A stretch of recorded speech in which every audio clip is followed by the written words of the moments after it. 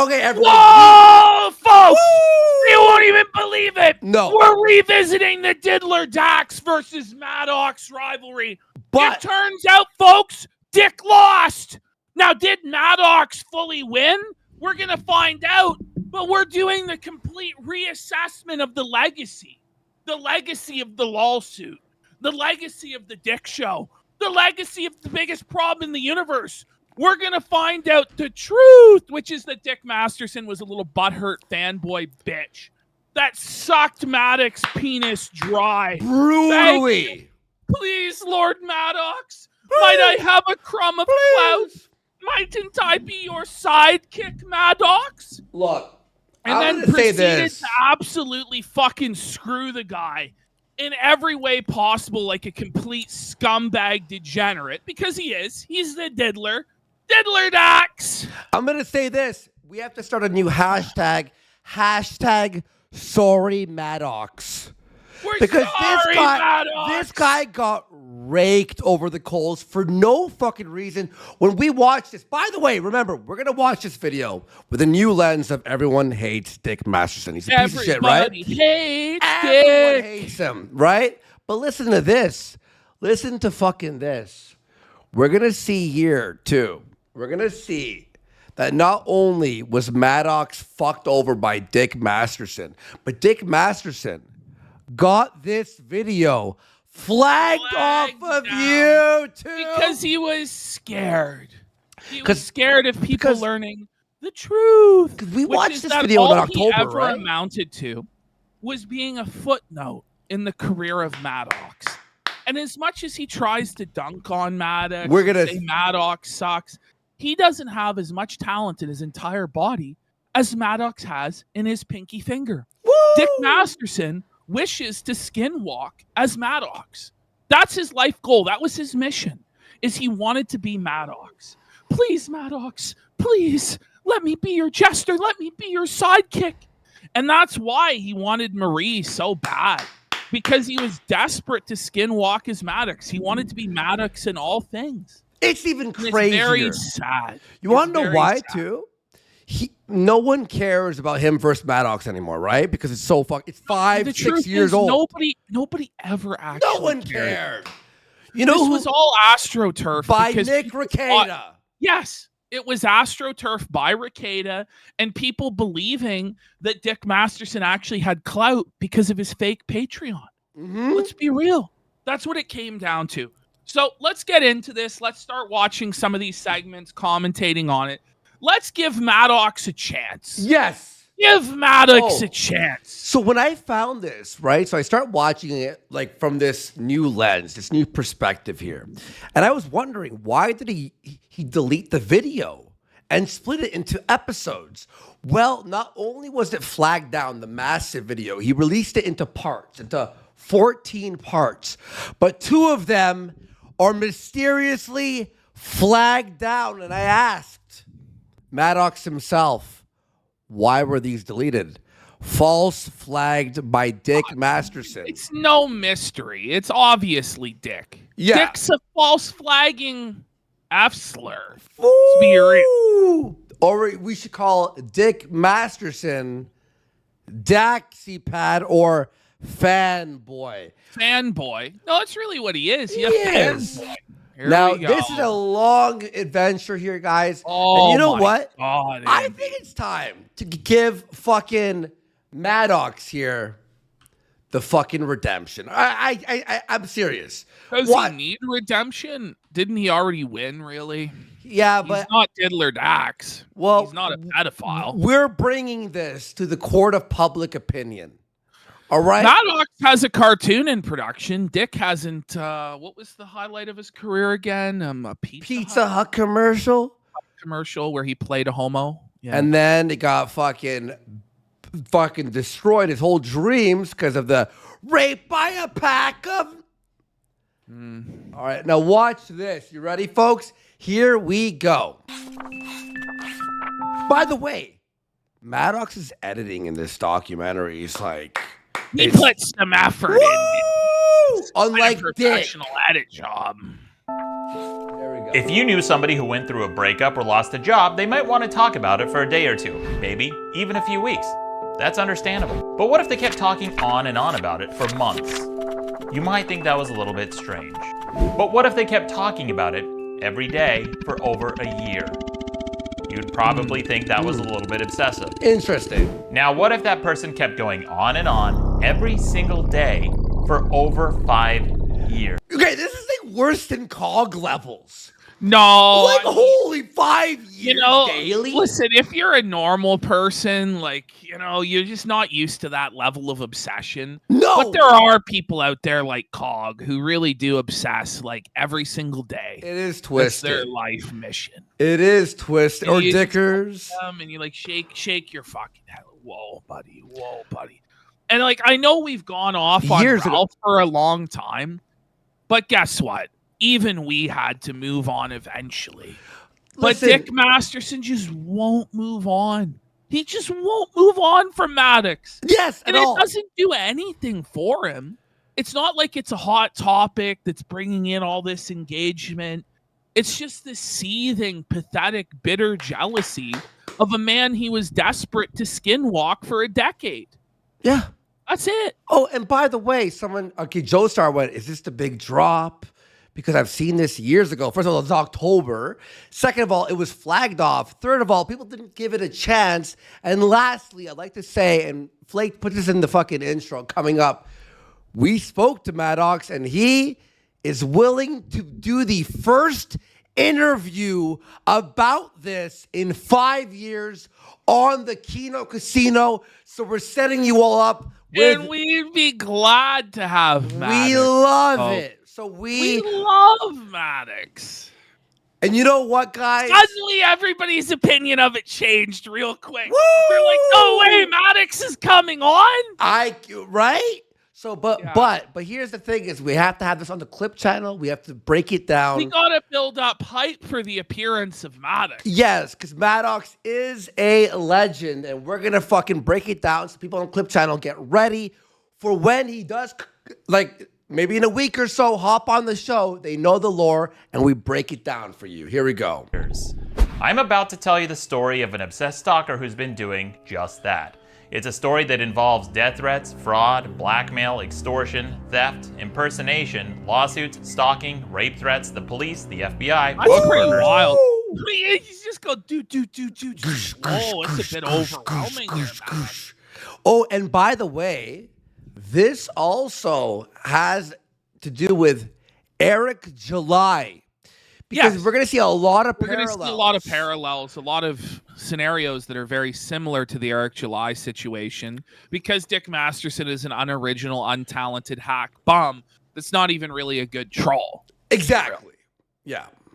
Neo-Nazis, restraining orders, crooked journalists, Sheesh. 2 ex-girlfriends, Not and a the guy who acts like neo-Nazis. one. No. This is the story of what happens when fans become stalkers. Maddox, blast! Let's go! Let's go! Well, what's the secret? How do you get so many downloads? Like, how do you start something like that? And I was like, oh, it's easy. You just glom onto someone who's way more famous than you. Like, Oh!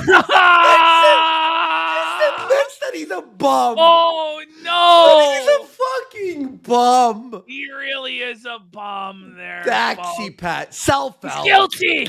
Guilty, the parasite that is Diddler Dax. Just straight up admitting that's what he did. He glommed onto Maddox because Maddox was more famous, more talented, more successful than he would ever be. And he's like, oh, I'm going to make it. It's the same strategy all the bums around Diddler Dax employ. Vito thinks, I'm going to be famous, buddy. Come on. Come on. Riley thinks he's going to be famous. And by the way, I love now that people are seeing through the mask, the facade that we've seen The through Emperor has years. no He does it. Anybody thinking he was ever anything was delusional. Like, for real. It's brutal. Welcome to the best show in the universe. I'm Maddox. What would you do if somebody told a lie about you to get attention? Would you respond to it and give them the attention they want? Or would you ignore it and take a hit to your reputation? It's a lose-lose situation, and you might choose to ignore it if it was a small or occasional lie.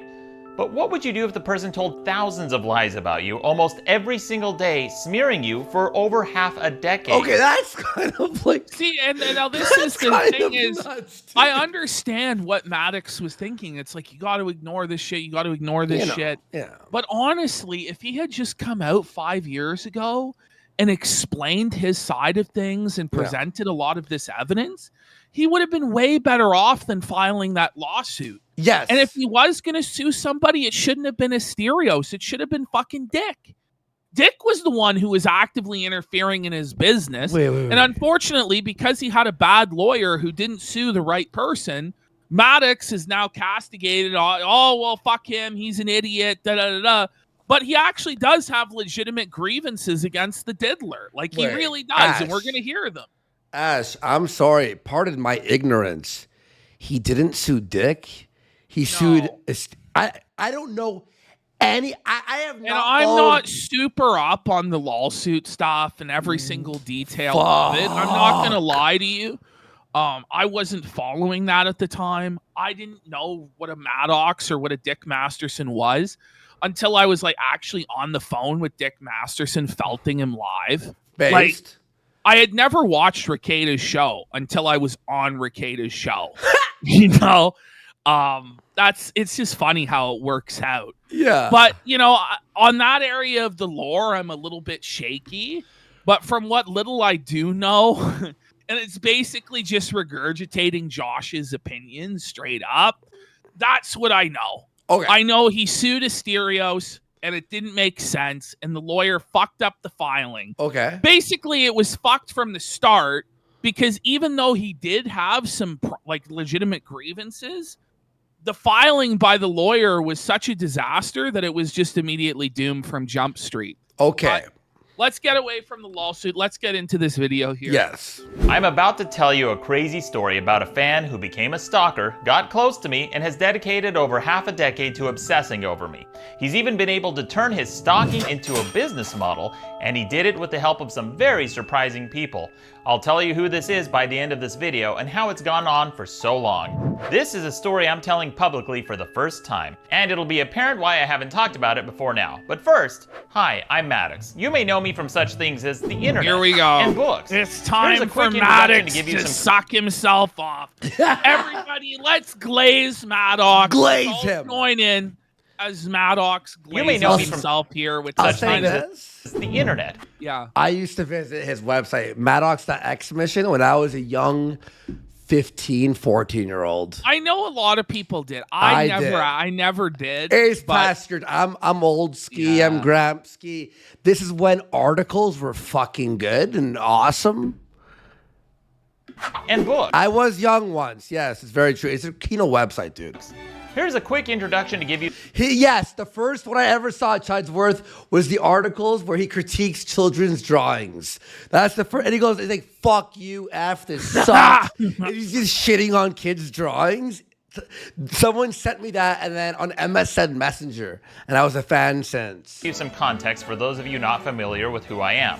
For over 20 years, I've written several books, hundreds of articles, wrote a comic, and even worked on several video games. I've appeared in everything from Time and Newsweek to CNN, NPR, Now look, and even the front page of the New York Times. I know he's sucking himself off here, but it makes sense with the video, But- right? Because the whole thing he's setting up is he was something, and then Dick came in with nothing. That's what he's setting up. That's what he's setting up here, and it makes sense, right? You know, when you have credentials, you have a right to glaze yourself to a certain extent. Yeah. Times style section. I've been in movies, TV shows, and even hosted an entire season of a game show that I'm not even sure is aired anywhere because I haven't seen it. Okay. Oh, idiots. I also appeared on an episode of Penn and Teller's Bullshit where Penn Jillette took a huge dump on me and later apologized after I called him out for it. I think old people should be shot into space. We've seen That's kind of so. I've seen that episode actually. I saw What that, happened? yeah. Did you tell people? I don't remember, but I know because I've seen every episode of that show, but I haven't watched it. It must have been a decade or more. Did they think he was trolling, obviously, right? And they believed the troll? Were you Yeah, saying well, a old lot people- of the time, the Penn and Teller episodes are kind of deceptively edited, or they get people on that are trolls to advocate a point of view that they don't really believe in. Mhm. Like, they messed up a number of times on that show, but I enjoyed that show as like a high school libertarian. I thought Penn was awesome. Yeah. He's buried the hatchet, and I think he's a stand-up guy. My work has reached over 250 million views, and if that sounds kind of braggy, that's because it is. But there is a reason I mention it, because along with the fans I've amassed over the years, I've also attracted quite a few stalkers. I don't know if I attract more than the usual amount for someone who does what I do, but for whatever reason, I have a lot. They usually start out as hardcore fans, and then they start showing signs of obsession by tracking everything I do and demanding more and more of my time and attention. And sometimes when they don't get it, something snaps.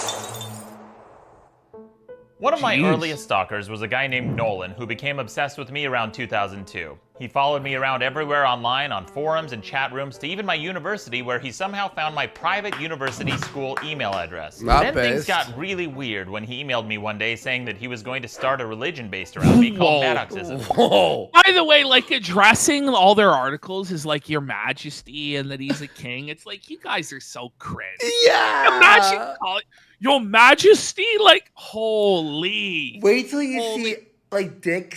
Maddoxism. So when Dick, and he'll get into it, when he did his book proposal, the first 2 pages of the book proposal were all about how he's glazing Maddox. He's a king. He's the greatest man in the world. Watch this.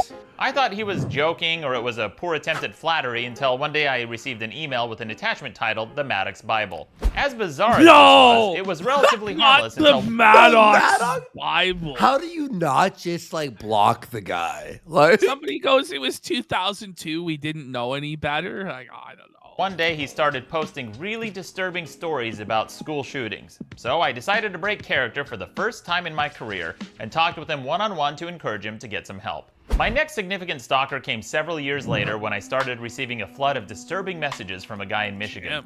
He'd send me pictures of himself drinking various beverages, and he'd use bizarre made-up words in his emails. He claimed I owed him some money for a zombie film we allegedly shot in Hawaii. Only problem was, I hadn't even been to Hawaii at the time, and I sure as shit had never met. This really is like the magic of email.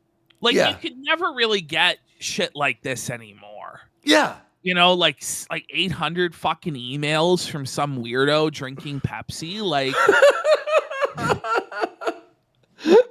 met this guy. And like many other stalkers, when you ignore them, sometimes they get angry and start making I threats. had someone like that too. That's a story for another time. And he did exactly that when he started threatening my mom and sent pictures of himself holding a knife. Buddy, the internet was... Okay. That's when I went to the police and had to warn my friends, family, and my publisher. Then there's the girl who's been emailing me almost every single week for 9 years. She became so infatuated with me that she bought a one-way ticket to Los Angeles and even buried a treasure for me at the beach. And it's worth emphasizing that this is somebody I've never met before. At one point, I thought that maybe if I told her I was gay, that she would leave me alone. That didn't work. She's convinced that we're meant to be together. I really don't believe. Bring it back. Yeah. I really don't believe that you're gay. You're not gay to me. And it isn't me being in denial about what you say. Your manhood awaits. What? You structured everything for change. Jesus. I see you. You are who I want in my life details. I choose you. This isn't Pokemon. Maddox Chew. I choose you. Like, no, bitch. Like, Maddox really needed to just post a picture sucking a dick just to pout her, you know? Photoshop it? Maddox photoshops. She's like, well, I guess I believe you now. And that I'm sending her subliminal messages in my writing. And to be fair, I am. But all joking aside, I eventually broke character a second time and encouraged her to talk with a therapist. I tried to be as sensitive and patient as I could, but she got angry at me. No, but I thought that would... But, okay, Matt, I don't know if Maddox learned, but you can never engage with these people. Like, you can't help these people, like... But this was like a different time. 2015's before the real, like, awakening of, like... Just ignore, block, you know what I mean?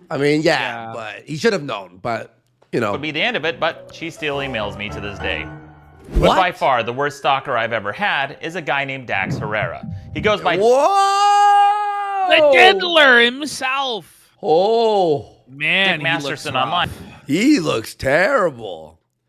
This is crazy. But he uses Buddy, chat's losing it. many aliases in part because he's had so many of his accounts suspended for harassment.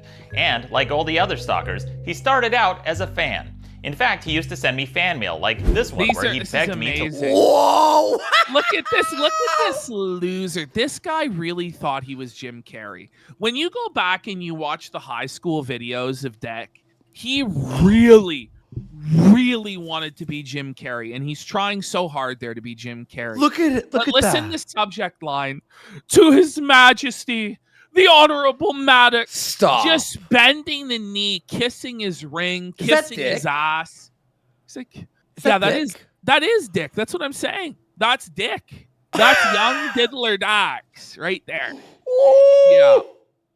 Holy. You're the man. his website. Subject: to His Majesty, the Honorable Maddox. Come on, man, how about a link? You're the man. Loser. And this one, where he said he's been following my work for over 20 years. Okay, pause. This is like, these emails are so good. Like, this is so it's so fucking good. rich. It's so funny. Whoa. So he's like trying to show off to impress his daddy, his daddy Maddox. He's like, someone who pronounces URL as Earl, it's an acronym, not a word.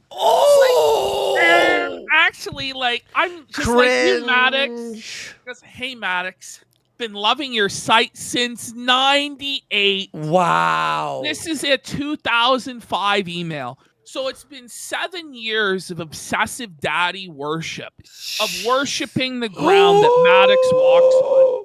So as much as you want these people try and say, or Dick try to say, Maddox is gay and he's cringe and he's untalented. This guy spent 7 years deep-throating Maddox, begging Maddox for a chance to shine his fucking shoes. So he sure must have thought there was something to him. You know? He goes, I know you hate this kind of shit. You just, oh man, the cringe of it.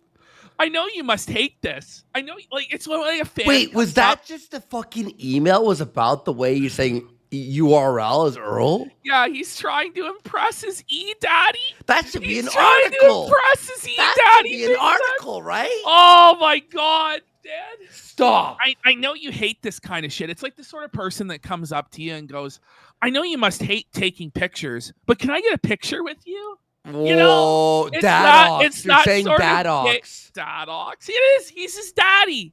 He goes, but I think an acronym is defined as an abbreviation that's pronounced as a word. So URL is an abbreviation and not an acronym. People who say Earl think it's an acronym. Thought you might want to check that out. Or not. Oh! I want to it's like die. I want to It's fucking. like when some fucking simp loser asks a girl out on a date. Oh. So, like, maybe we could go on, like, a date sort of thing, or we don't have to Ash. call it that or not. Like, Ash, he's This so may desperate to be- impress Maddox. this may have to Or be. not. The How or many- not is so good, dude. And, like, people are, like, sleep on this documentary. But there's so many embarrassing moments for Dax. We're going It's through so all of it funny. tonight. Oh, man. What time? It's 3 a.m. I don't give a fuck if we're here till 6, folks. Gino88 is gifted 5 subs. Fuck yeah, So, Gino guys, 88. we have to. How many for I the know. emote? How many for the emote for this picture? Let's get 10 subs for it. Let's boys. Come fucking on. go. Come Let's on. That's fucking gotta go. be an emote. Buddy, that's Oh. That's an embarrassing photo, dude. No, it's worse than the Simtex because It this is to a man. It's to an old man that he's looking up to. This is Dada. And another one reiterating that he was a Look longtime at fan. this. What does it say? Bring it back. Bring it back. Let's watch it. From Dick Masterson. Date April 8th, 2008. So So three at years this point, later. He's been emailing him for 3 years solid, begging his indulgence, calling him, Your Majesty, might I kiss your ring? He goes, dude, thanks for the link from your site, big time. I don't have to tell you what that would do to book sales, but honestly, it means a lot more to me personally. Just bowing, groveling at his feet, Sucking his for linking nuts. his book on his site. I've been a Maddox fan for a long time. Yeah, more than 7 years. At this point, more than a decade now, Diddler. And he goes, I think you early fratire guys pioneered the future of writing. The glaze is thick. Ooh. It's a sour cream glaze.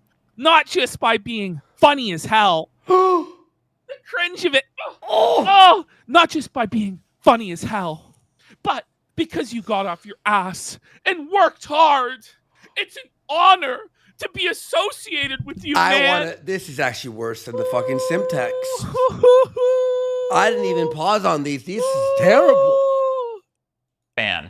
But unlike the other stalkers, he actually did get close to me. We even became friends and worked together. I'll get into who he is and how he got close to me in just a moment, but in short, we had a falling out when he was— Look, everyone's just saying this is fucking gay. It's really bad. It's really bad. Buddy, there are less gay porns out there. How much older is Maddox than Dick? Or was Dick actually looking up to a man that was younger than him or about the same age? I don't even know. Because it's not even that he's like, I don't even think he's 10 or 15 years older than Dick. And Dick's like, oh, this great older man. He's literally looking like, yeah, they're around the same age. Yeah. Whoa. It's sad. This is fucking crazy, dude. was caught lying and talking behind my back and hiding financial information from me. So I cut ties and tried to move on. But like a boomerang made out of garbage, every time you try to throw it away, it keeps coming back. Fucking the problem home with run. some stalkers is that it. once they've gotten close to you, sometimes cutting ties makes them even more obsessed. There's a saying popularized by Tony Robbins that says, rejection breeds obsession. And that's exactly what's happened with this stalker. He's become completely obsessed with me. What I'm about to show you was collected with the help of fans because it would be nearly impossible for me to do on my own. I want to stress that this is just a small sample of the stalking and obsession. In 2021 alone, he tweeted about me over 380 times. First of all, that's fucking crazy, but it's acceptable. The year before that, 475. What? And before that, over 500. Okay. And from 2016 to 2017, over 2,033 times. What the fuck? That's an average of 1.9 tweets per day, every day, for 5 years. And this is just a quick estimate where my name could be searched, not counting subtweets and replies or the thousands and thousands and This is fucking... thousands of comments on other social media platforms. He just has nothing else. Holy shit! It just never ends with him just crying about Maddox. What the fuck, dude? This is psychotic, actually. This leads me to one of the first reasons I've stayed quiet about this for so long. It's overwhelming.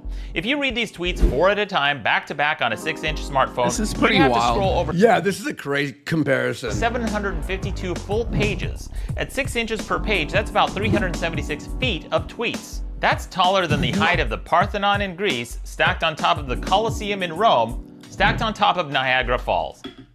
What the fuck? When you put it in that perspective, that's crazy, dude. Whoa, Yo, Dick man. Masterson needs to be checked, bud. Bruh. Bruh. Oh my god. Just 10 seconds. Chat? I'm gonna put chat on the screen for a second. Yo, look at... No wonder he had this level of obsession, though, when he's referring to a man for nearly 10 years as Your Majesty. Yeah. Like, whoa, buddy, glazing him every day in emails for years. And then it's like, I have to. Everyone say hi to YouTube. Look at that. Look how many angry. Look how many angry Dick Mastersons are in chat. Mastersons. It doesn't fucking matter what Maddox says, Sean. It doesn't fucking matter. Whoa, this is a lot of Maddox. Reading and responding to each tweet, this video would be over 9. By the way, this part is nothing compared to what happens later. Like, this is just like, whatever. It's just like, okay. Hours long. I couldn't reply even if I wanted to, and I don't. So I haven't responded to any of them, not a single one. This isn't a feud because a feud requires a back and forth where both sides engage. This is a sad, one-sided relationship where he pretends like I'm doing and saying things to him and because of him when I'm not. For example, when he attacked my online store, I ignored him, but he pretended like I responded to him by quoting an old tweet of mine claiming that he struck a nerve with me. Only problem was, my tweet was 7 months old. So he's responding to old tweets of mine as if their statement— That's like, okay, That's he's so sick. sad. He's sick. That's on a real pathetic level, man. Like, I've done a lot of A-logging and fucking going after people in my time. But at no point did I try and pretend that, like, retroactively they were responding to me. Like, they're responding to me, but it's 7 months old. Yeah, Like, that's just a whole other level of delusion, or it's just full-on bullshit. It just doesn't even— it's sad. It's sad. about things he's saying in the present. There are a lot of bizarre responses to yo, Psycho, this is crazy, huh? People are in chat are like, wait, what? Watching this in hindsight, like knowing Dick as like who he is, it's fucked. conversations where he pretends like he's talking directly to me even though I've had him blocked for years. In fact, until I started skimming a few of these tweets while making this video, I didn't even realize how bad his obsession had gotten. For example, one time he watched a 4-hour live stream I did and commented on every little detail, including when I got up to go to the bathroom. So he's got Dick blocked for years, and Dick is live tweeting every millisecond, even while he's taking a shit. I literally can't take a shit without him obsessing over it. There's a quote that says, if you hate somebody but you can't keep their name out of your mouth, you're not a hater, you're a fan. So I'll call him Fanboy from now on. Whoa. Look at Dick's face here.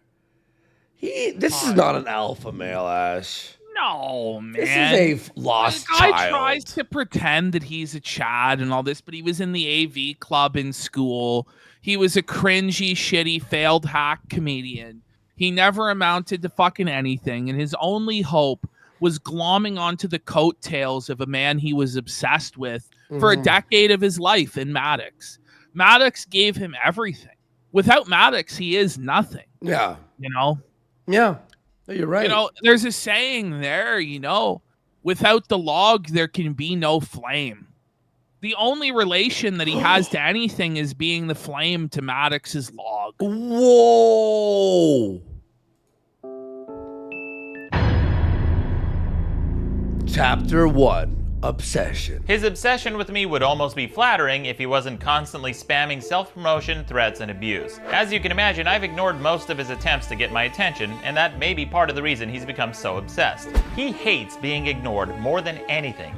In fact, he said as much It's on true, multiple— and that's honestly why Josh and us, for the most part, have ignored this guy for years. Because there's no point engaging with him, and it rattles him the most to not matter. Yep. For real. Also, Eric July, right? Eric July has been trying his best to ignore him, right? So what does Dick Masterson do? Sends Riley to do all these disgusting, dirty things to get Eric July's attention. While Eric's making a ton of money. It doesn't matter. occasions. So he tried— Eric July won for sure, and this is fucking nuts, dude. Well, you notice all these guys like have far more success than Dick. Yep. Like Eric July is a millionaire. Maddox has his animated show. He's a published author that sold a lot of books. Like Dick is a very bitter, jealous, resentful guy that's never going to amount to anything because he's never produced anything of worth. All he can do is ankle bite at other people that are far bigger and more successful than he is. Yep, exactly. provoke a response out of me by constantly following me around online and tracking everything I do. For example, if I create a Facebook page, he's there to comment on it. If I'm tagged on Twitter, he'll abuse the person who tagged me. If I do a Twitch stream, he's there, lurking and encouraging others to stream snipe. If I post a new article on my website, he'll write a multi-part negative review denigrating it within minutes. Spoiler, everything he has to say about me is always bad. He used to sing my praises before I rejected him, but after I cut ties, he turned his life into one long, sad Bye Felipe joke. That's when a guy gets rejected by a girl and then immediately calls her fat and ugly, even though he seemed attracted to her just before the rejection. He comments Very obsessively true. Yep. on my YouTube videos until I ban his accounts, and then he moves on to spam my other YouTube channels. And even though he's been banned, he still finds ways to monitor everything I do by using sock puppet accounts and asking his followers to send him screenshots, which he can then post on Instagram.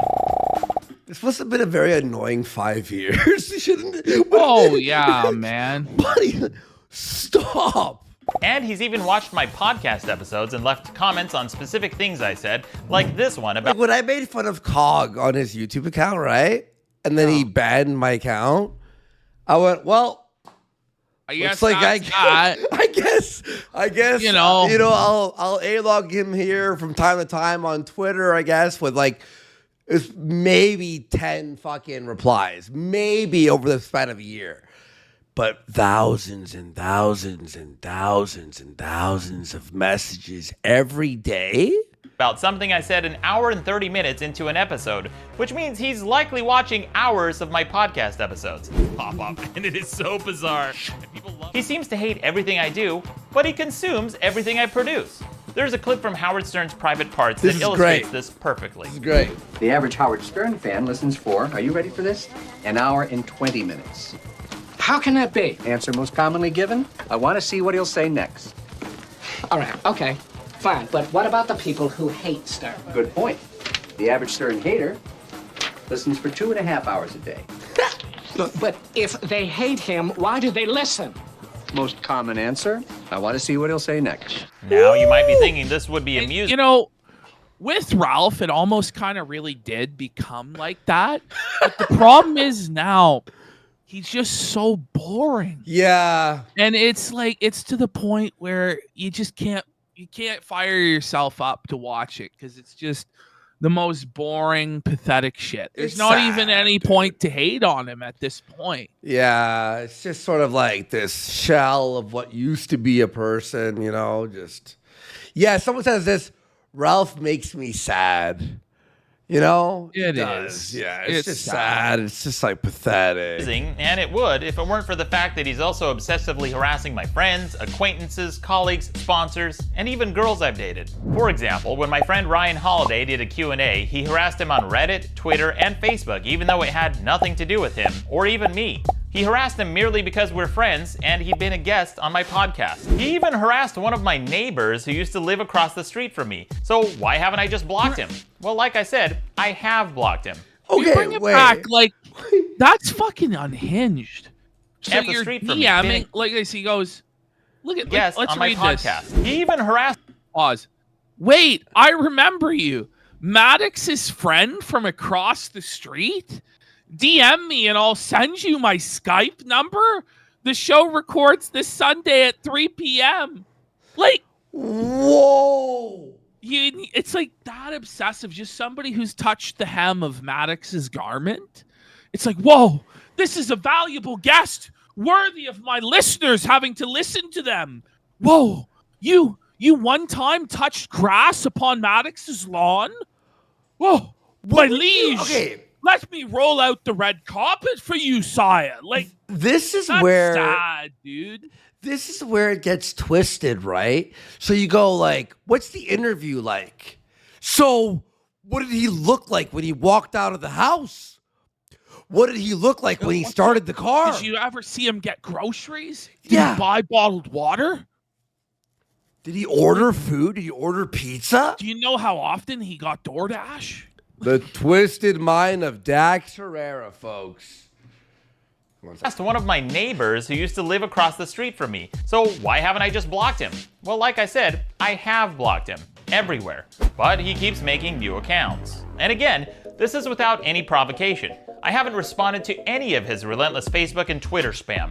And when he's not directly Look, when we See, but A-log that's people, what's crazy. right? There's We a back and usually- forth. We usually get responses from them. Yeah. You know what I mean?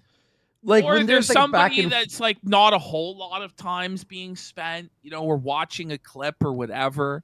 This is crazy. right? To go on and on and on for 5-6 years just with no response whatsoever.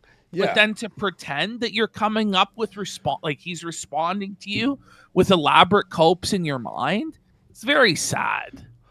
Well, so it's also for the show. Yeah, but yeah, it's for the show. When we A-log and it's back and forth, it's for a show, right? He's doing it on his own time. And there will be a part you'll see, guys, that he actually, when everyone went out for New Year's to party, drink, get laid, have fun with loved ones, right? Dick Masterson seethed on Reddit. He till spent his 4 whole a.m. New Year's Eve till 4 a.m. seething about Maddox. No joke.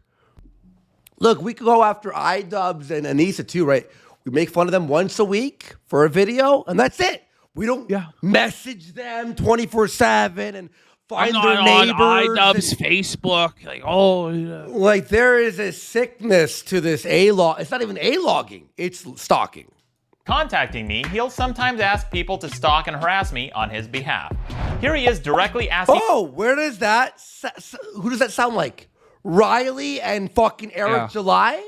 Leave a comment for Eric July. Okay. Right? Hey, Riley, you want to go fucking visit Eric July's comic thing?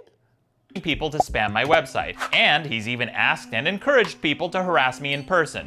In fact, he's even offered them rewards for it. For example, this creepy stalker came by my booth at Comic-Con and covertly recorded videos of me like a one-person TMZ channel, except he didn't just take a creepy, obsessive video from afar, he put a sticker on my monitor and Fanboy offered to reward him for it. But his obsession doesn't... Who does this remind you of, though? It's the same playbook he used against Eric July. When he sent Riley out to put stickers and put up cash on his place of business. And it's textbook like bullshit intimidation tactics and taking it to real life and fucking with people's real businesses. And honestly, if Maddox had compiled all these instances of Dick fucking with his business, he probably had a good case for tortillas interference or whatever it's called there. For real. It gets worse, folks. Stop there, because Fanboy has created... This is nothing, by the way. Again, nothing compared to what we have going on soon. A podcast where he has talked about me or referenced me almost every single week for over 5 years. If you isolate just the clips of my name being mentioned, this goes on for over an hour. An hour. If you were to take, only on his podcast, say his name for, it'd be 1 hour. Maddox is Maddox is Maddox is Maddox is Maddox is Maddox is Maddox is Maddox you Maddox is Ash, is that not twisted? Maddox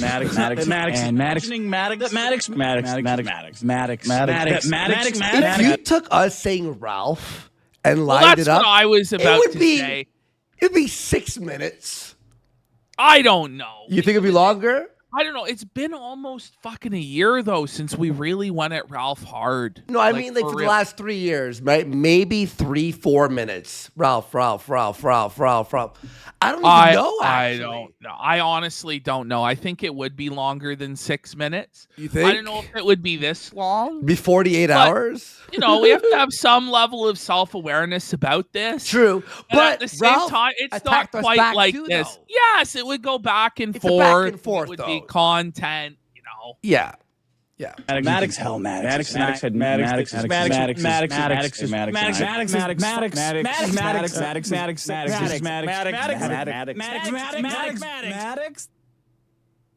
Seriously, this goes on for over an hour.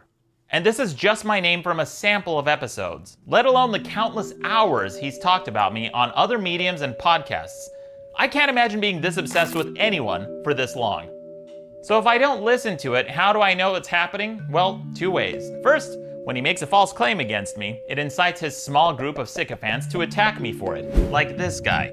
And if you want proof they're his followers, all you have to do is check to see who this person is following, and it's always the stalker and the people from his hate mob.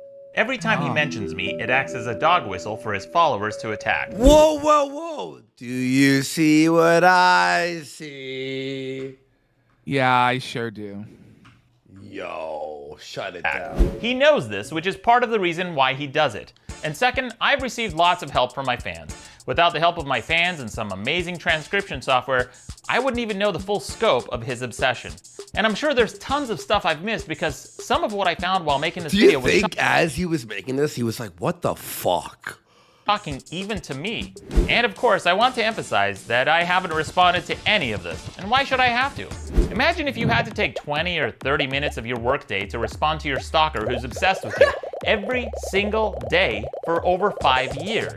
If I address the smear campaign, it gives the stalker attention, which is what stalkers want.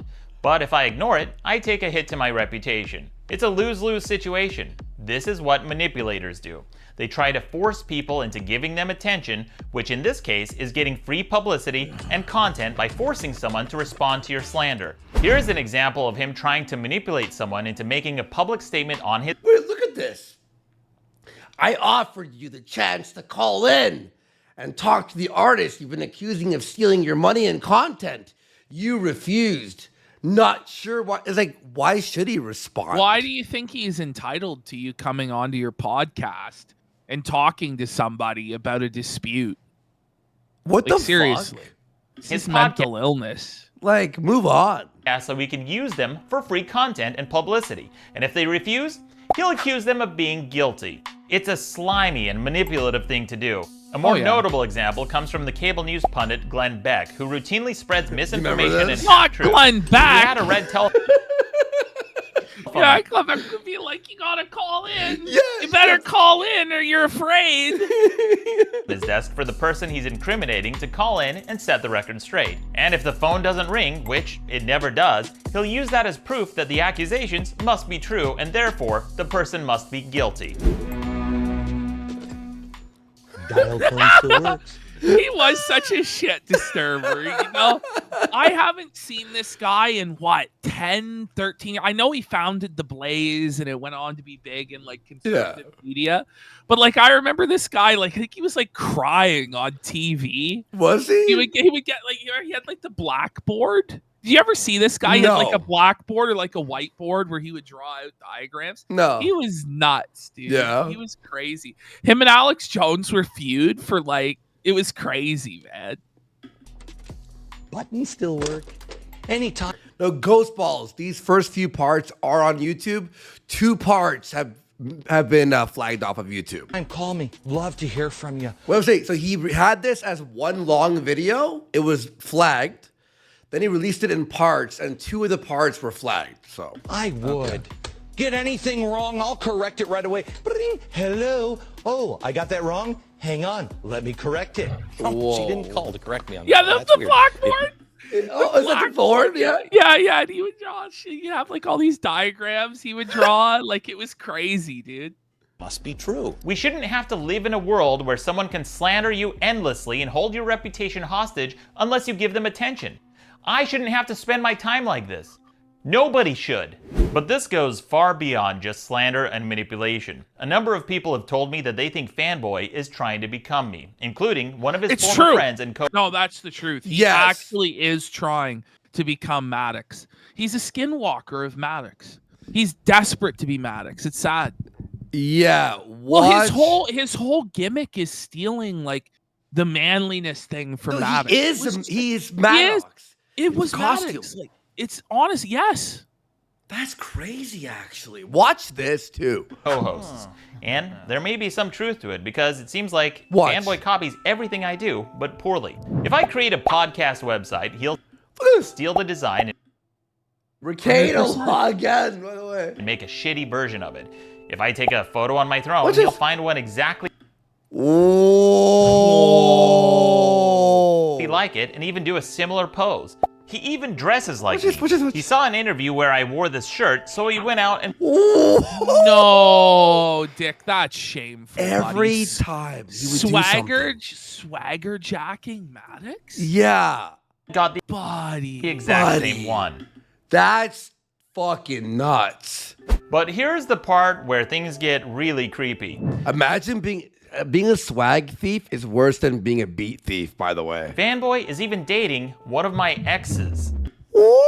And he'll never let Maddox's, ex go. Yeah. Because it's like this deep connection to Maddox. And when he's with her, he feels like he is Maddox. And it's like a deep mental illness for the diddler.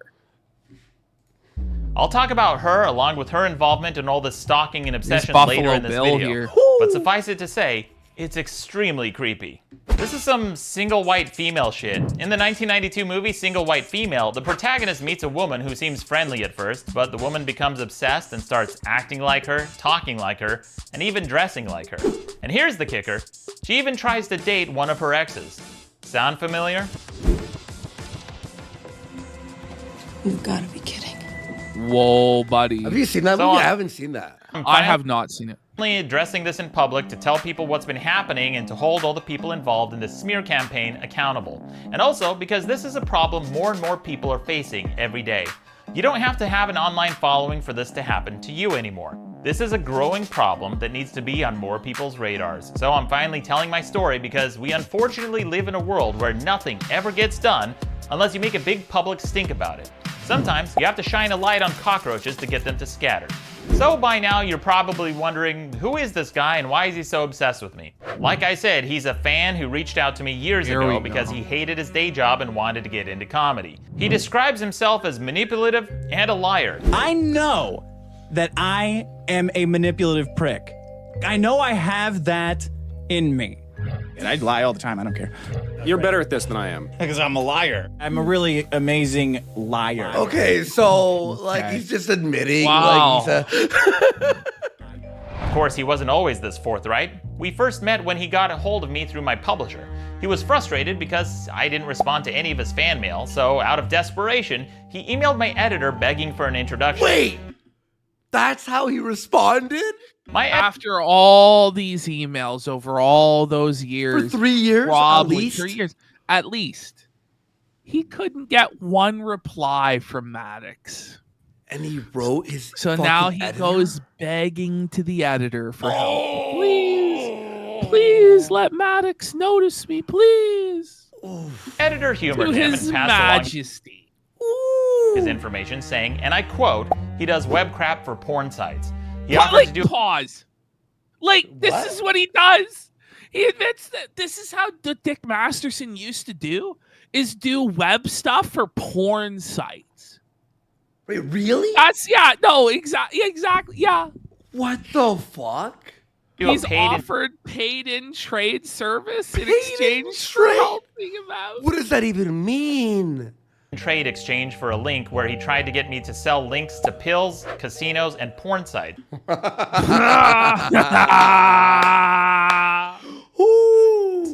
As tempting as it was to trash up my website with garbage and spam, I wasn't interested. But I had just moved to Los Angeles and I didn't know any people, so I agreed to meet with him. He was actually very nice and flattering. Casinos? I know. At first. His niceness was almost aggressive, but admittedly, it appealed to my ego because he was a fan after all. So I let my guard down and let him in, and we eventually became close friends. You know, I met Maddox Huge mistake. Yeah. in 2017. He was nice. He was cool. He'd come to my birthdays, barbecues, and even holidays. Look, I'll be honest, You at see times this? we Like, had a bring lot. it back. Like, look at My these birthday- pictures. Like, look at that. Oh! Like, look at him, Barbecue. man. He's Maddox's little hanger-on. Look at that picture. Zoom in. Look at the eyeliner. Look at the guy liner that Nick's got on. He's got the guy liner going hard. Oh my buddy. god! He looks so aggressively homosexual there, doesn't he? Oh my! That's a guy who looks like he's gonna grab your wiener, doesn't he? Yeah. Barbecues, and even holidays. Wow. Look, I'll be honest, at times we had a lot of fun, and I know Sure. all the emotionally stunted edgelords will call this gay, but for a time, Whoa, Pig Riser felt it. we actually became pretty close. Everyone's a gay. And since he hated his day job so much and wanted to get into comedy so badly, I vouched for him at the comedy theater. Homo alert. So here it is, Maddox giving Dick his first break. Dick didn't earn anything. No. Dick didn't go through like open mic nights and and having bottles thrown at his fucking head. Yep. He didn't go through having no audience and having to build it from zero. Yeah. He was gifted a hand up by Maddox What a piece of shit. because he's a fucking bum and he never would have made it anywhere on his own.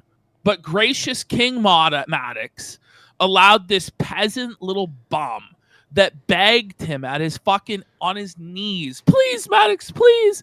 He granted him an opportunity. Dick owes everything to this guy. As much as he's a balding cock, you owe him everything. You ought to be sucking his fucking nuts. Well, how is he the cuck if Dick is with his sloppy seconds? Well, it's sad, right? Like, you know? Where I performed at to try to get him onto a team. I even coached him to win a small comedy tournament and even helped him write. Wait, you coached Whoa. him? He had to be coached. And this is the humiliation ritual that he went through. Oh my God. Look at the humiliation ritual of this. This is what he was willing to do just get a crumb of clout from Maddox's table. He's sitting wearing a pretty pink leotard like a little bitch with fucking pony ears and a pink wig on to just get a little crumb. Please, King Maddox, just a crumb of clout from your table, sire. Isn't that sad? Buddy, I didn't even He would give anybody else shit for that. Did I do good, Daddy Maddox? Did I do good, Daddy? This is embarrassing, dude. Dick. What the fuck? Jokes. And look at Maddox here, laughing, can Maddox, you believe? This Can my you little believe gimp bitch. I was genuinely proud of him. But any help I gave him... like a daddy. Yeah, Are you winning, son? It's pride in a certain way, you know? Sheesh, LGBTQ. was never enough. I started noticing that he was asking me for more and more favors all the time. They were small at first, like asking me for help with his server for his website. But over time, he asked me for bigger and bigger favors. He got angry and depressed when his book proposals kept getting rejected. Well, it's because he was untalented. He was a hack. Oh my gosh. And he seemed... I did it for the art. Ashton, it's for the art. It's the art of it, Sean. Every time I got a new book deal. So he begged me for help and asked me if he could pitch a book under my name as a Maddox Presents title. Maddox Presents No, title? isn't that pathetic? You couldn't sell your own book. So it has to be sold under Maddox Presents. Maddox Presents. And he even begged me to write part of the book for him. At this point... Wait!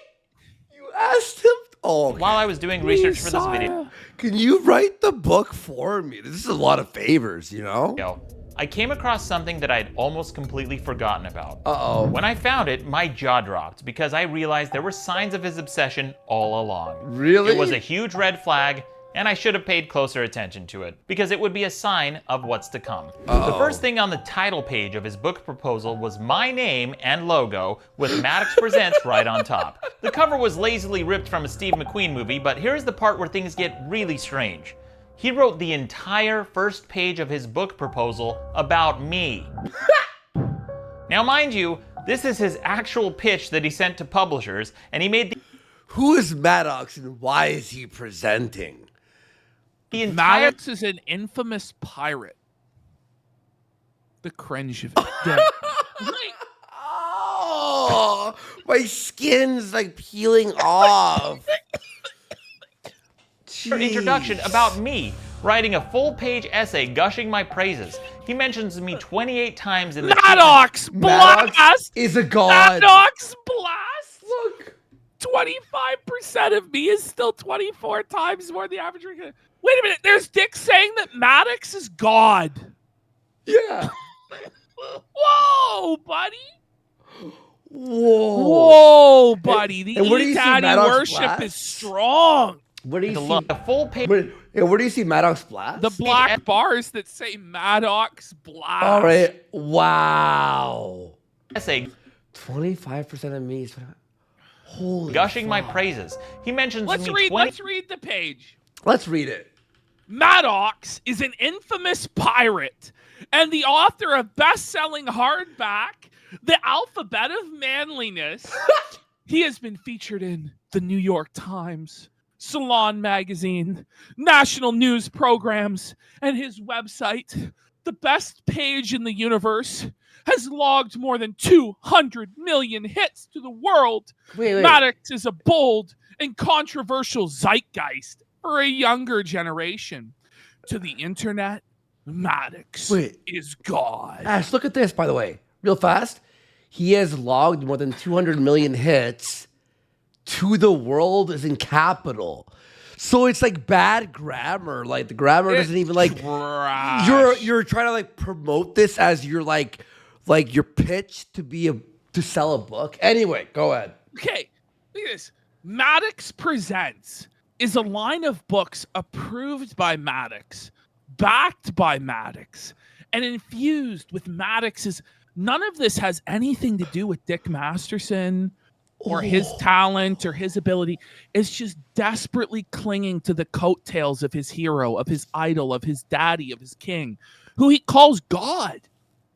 Like, whoa, buddy. Like, even this beyond level of that, glazing to try and flip it around and say you hate this guy? Read that next line, though. Read that next line and watch. 25% of man points. Man points. You remember this, remember when Mansers was on Spike? Oh, Spike TV. Holy, it just stinks of 2005 Spike TV. These are not mere recommendations by a known and successful author. These are collaborative works presented by a cultural force. Wait, by the way, even Maddox has to blush at this level of glaze and fart huff. but he expected Maddox to write 25% of his book. That Dick would then take all of the profits from, I assume. That's unhinged. Well, get ready for this line. Think Oprah's book club, but for men. Stop. Whoa. That's a retard alert. It's a retard. It's a fucking cringe alert, dude. Holy fuck. God. Think National Lampoon circa Christmas Vacation. This is the birth of a new comedic brand. What? Maddox's first book, The Alphabet of Manliness, hit #1 on Amazon the day it was announced, simply because he told his readers to go buy it. That is the marketing muscle inherent to the Maddox name. Any title honored to be a part of his world and the Maddox Presents series will receive these benefits. This is so embarrassing. The humiliation of it all. This is fucking... Buddy, was he a fan or was he in love? Asks someone in chat. Why not let the man pick who speaks on his behalf? A field guide to man points is the first in what will no doubt be a colored and illustrious line of quality, uniquely masculine literature. Oof. Maddox Blast! 1,000 of idiots try to bite my style every year. The lucky ones choke to death on it. 28 times in the treatment alone, Maddox, and describes me as a bold and controversial zeitgeist and a god. He added a bunch of factoids all throughout the treatment, calling it the Maddox Blast. This is the second most... Blast. So he called it the Maddox Blast? That's gay. Maddox Blast! Thing I've ever read in my entire life. What did he say? Maddox Blast. This is the second most embarrassing thing I've ever read in my entire life. Maddox Blast. He even told the publisher I'd write 25% of the book if it ever got sold. Spoiler, it didn't. In fact, the publisher sent 25% of the book if it ever got sold. Spoiler, it didn't. Look at his face here. It didn't. In fact, how did Dick ever become popular? Was it all AstroTurf lies? Let's be real. He was never popular.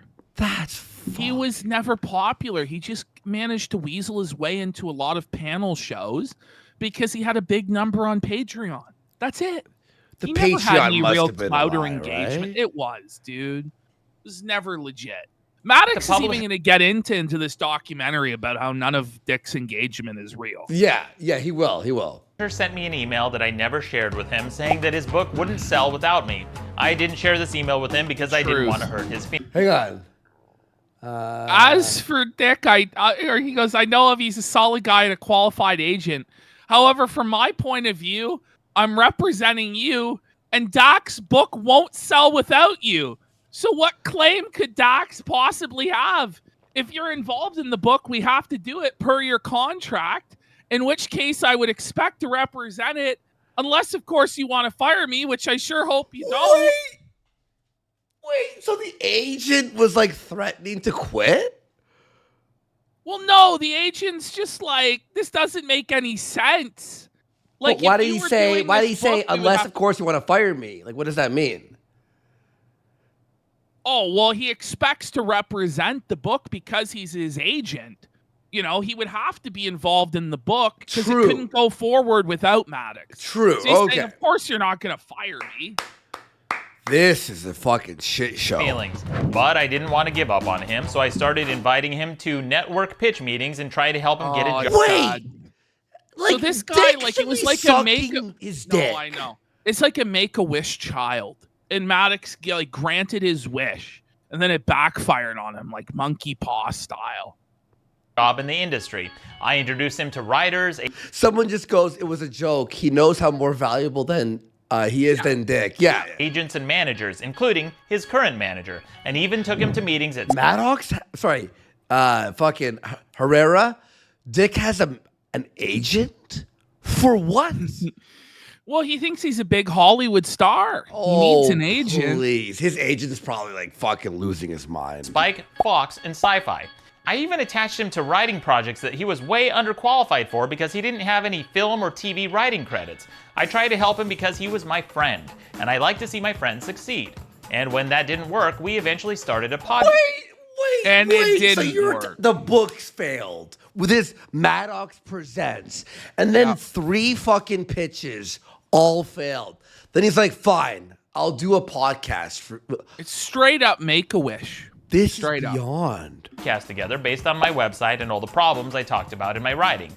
And by the way, the biggest problem in the universe, Dick stole that too. Well, who do you think owns the trademark on that, bud? Like, it's obviously from Maddox's site. It's obviously inspired by Maddox's IP. But Dick had, no, I own it. Okay. I invited him to be my co-host. The show was rocky at first, and a lot of people complained about his unfunny jokes and constant interruptions. God, I love Maddox, but I can't believe he's working with such an unfunny piece of shit like Dick Masterson. Look at this one. Dick, quit interrupting. I'm on here to listen to Maddox, not you stepping all over everything he says. You, sir, are the biggest problem. Whoa! Just felt it. Is that why Dick got fucking Vito? To make sure that, like, Vito is such a dirty scumbag that he has to be doesn't alpha. want, exactly. He'll never allow anybody with talent on because they might overshadow him. That's why he brings in the whack pack of losers. Wow. Seriously, a lot of people complained for months. Why is it that every time Maddox tried to talk, Dick Masterson interfered? Maddox, is this your show? Why are you back and forthing with someone who keeps playing up to some weird potential audience? He's barely able to grasp 70% of the ideological concepts you seem to be discussing. Dick Masterson, you are a retard. All families are dysfunctional, and all families screw up all family members all the time. Maddox, I got to give you props for the self-restraint. If you keep up these nags, then by week 8, Dick will have a problem with people who judge guys who get blowjobs from other guys. It's obviously not gay to get your dick sucked. This guy says it's painful to listen to. He's doing the whole devil's advocate thing. It's constant. But that's what he always does. Yes, it's the same lame bit for like fucking 8 years. Yeah. Hang on. People complain. Yeah. So he still tried to push it through, even though everybody's like, this guy fucking sucks. He's terrible. It's like, well, he might get better with time. Months. My fans generally couldn't stand him, but I stuck with it. Dick has been an annoying twat. Sweet Jesus, Dick is a fucking moron.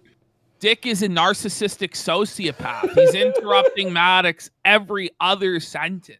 To try to make it work. Jesus, Dick, just shut the fuck up. You're yapping worse than a woman. Let the fucking man speak his idea, then go on blabbering. You know what we have to do? So we have to re-listen to one of his. By the way, at this point in the timeline, it's currently 2014. He has been a Maddox fanboy for 16 years. 16 years at that point of slurping Maddox's balls, riding on Maddox's coattails. Maddox is everything to this man. He's the only hope he has to avoid his life of wage slavery and trying to sell boner pills online. Half of his life. Half of his life. He wasn't the best or the funniest person I knew, but I enjoyed doing the show at first because for me, but it when was a you chance consider it, Dick Masterson has spent 26 years of his life on Maddox. That's twisted to even say out loud. 26 years of his life either being obsessively in love with Maddox or obsessively hating Maddox. That's not normal. No. I don't even care what sort of fucking A-log you are. Like, can be pretty obsessive with trolling and shit on this show and other people in the sector. I don't know of any person ever that spent 26 years obsessed with some fucking guy online. Yeah. That's fucking fucked. I can't even, compare him to anyone else, to be honest. No. Goof around with one of my friends every week, and it soon became clear that the show was about our friendship. Despite our rocky start, he had his moments, and we eventually hit our stride. The podcast got a small but dedicated following. Not even DSP trolls, dude. And it did all right for a while. We even got as high as number 42 on iTunes. One time. He called it the Seinfeld of podcasts, when it was more like the Dharma and Greg of podcasts. Except Greg moves on, and Dharma becomes an obsessed stalker for over half a decade. Why are you doing this? No, don't ask me. I'm the insane jealous one. As we recorded more episodes, I started noticing This is fucking retarded. Ash, watch this. cracks in his facade. For example, I started noticing that some of his jokes had similarities to ones from shows he watched. For example, he kept doing this really bad Al Bundy shtick from Married with Children. This was probably the funniest joke he told on the entire podcast. Mine's a pretty simple problem. What do you got? Women. Can't live with them? That's it. Sound familiar? That's because it's an Al Bundy joke. Women can't live with them. The end. Listen, I don't even care so much about stealing from it, but he tries to pretend like he's an actual professional comedian and he's on this higher level when he really is Maddox just showed, hack stealing shit from TV. That's all he is. Well, Seriously. he stole from Maddox. He stole from fucking Al Bundy, you know? In fact, years later, I'd learned Some sort of parallel thinking. Could be. that this wouldn't be the only time he'd But no, I'm pretty sure he just No. stole that. I'm pretty sure he just stole that. borrowed ideas for jokes or bits. But as bad as it was, that's not why things ended. The beginning of the end came because I was doing 90% of the work. I was editing the Watch episodes, this. writing the copy, updating the database, booking live shows, creating a rundown, uploading episodes, moderating comments, making the logo. What the fuck did Dick do? Nothing. it All looks he had like. to do was show up and listen to this. Updating ID3 tags, designing the website, fixing his code, social marketing, and making the promo clips. He didn't think I should get paid for all this additional work. When he did offer to do something, he did it poorly, constantly forgetting to send me information I needed to credit people who worked on the podcast. And then there was his alcoholism. He'd frequently show up hungover and unprepared for episodes. He became increasingly belligerent and would disagree for the sake of disagreeing. For example, he didn't want to use a calendar for scheduling. Yes, the method of time What the fuck is going on? He's a bum. Oh, he's a Dick is whack a job. bum, dude. keeping since the Bronze Age, and the cornerstone of business in modern society was apparently not good enough for him. It would sometimes take up to 32 emails to schedule one episode. 32 emails? Like, I would have just walked away. It's Yeah. like, okay, let me text Andy. Fuck, okay, he's not responding. No, Okay, this is my fifth text. Okay, it's 10 you wouldn't times. even make it. You You wouldn't wouldn't. make it I 10. wouldn't think no. You're not even gonna make. You're gonna fucking ghost after the fifth or sixth. Like no reply. Yeah. Yeah. Fuck. Like I come would on. think there's I would think there's like an accident or something went. I'll be like, is everything okay, dude? I'll be like, I haven't heard from you all day. Like, are you okay? For example, one week he said he couldn't record on the only day everyone was available, so it took 32. Okay, everyone's available on one day. You're not available for your fucking... because he wanted to go to the zoo or some bullshit? Yeah, Disneyland. Emails before we finally found out the reason. Why don't you just tell him? Just be straight up. Just go, listen, I'm not showing up. I'm going to fucking Disneyland. Like, there's been several times where you either mess me like, I gotta go do this, or I mess you, I gotta go do that. Yeah. Like, it's better to just be straight up honest. Like, we're doing this, you know? Hey, man, Monday, I'm not available. Fair enough. Going to Disneyland in the middle of the work week. And in fact, remember, Ashton, I'm not going to say what I was at, but it was very like, I had to like book something and do something, right? It was like, and then Ricada was arrested. I literally looked at everyone there and went, listen, guys, this is the most important day of my life right now. Yeah. And I stayed there for a few, and then I Ubered back, and it was an important event. And even then, I was like, I have to leave for the show. I have to. Dick is a grown-ass man in his 30s taking off work to go to fucking Disneyland? Disneyland? Well, like 10 people have to like... He's a Disney adult. To add to the shame of everything, Dick Masterson is a Disney adult? Stop. Where the fuck is that in the art of manliness or whatever? Like, that's sickening, isn't it? No, but like, you know, if that was an important day when Ricada was arrested, even you were like, Andy, like, and I was like, no, don't worry, I'll need 2 hours. You're like, fine, perfect, amazing. By the way, we got great Red Dragon for 5 fucking subs on hour 7 hours and 20 minutes. That's crazy, by the way, folks. Yeah. But I'm enjoying this. This wasn't a one-off. He was constantly rescheduling episodes around... I'll say this. Look, I'll say this about, like, Maddox for 1 second, okay? Maddox, we're going to have you on the show. We hope to have a great interview with you. I'll say this. This is kind of you being felted here. Like, you let this happen to you? Like, you were Maddox, you had all these games. You should have just fucking fired the guy. Slapped him. Like, but fuck out of here. It's the problem is he thought he was his friend. Yeah, it's true. And that's true. When you mix work and you mix friendship to that degree, especially if you're friends first, it's a lot of like we started kind of as work first, as and business. then we became friends over time. Yeah. But when you start as friends and then you try and start a business, it oftentimes doesn't fucking work. It operates on the same principle as, and it's so true, never lend your friends money. Yeah. Just don't do it. It's going to destroy your friendship because it makes it awkward. Because if they don't immediately pay you back, then it's like, fuck, am I going to hound this guy for the money?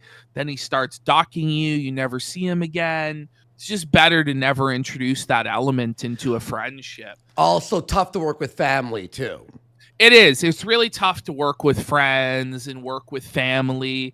And it's also hard when you're doing, something public facing where then suddenly people start getting egos about it when you're friends and somebody feels like he's being overshadowed or you feel like you're being overshadowed, and it's just not gonna fucking work. Exactly. Yeah.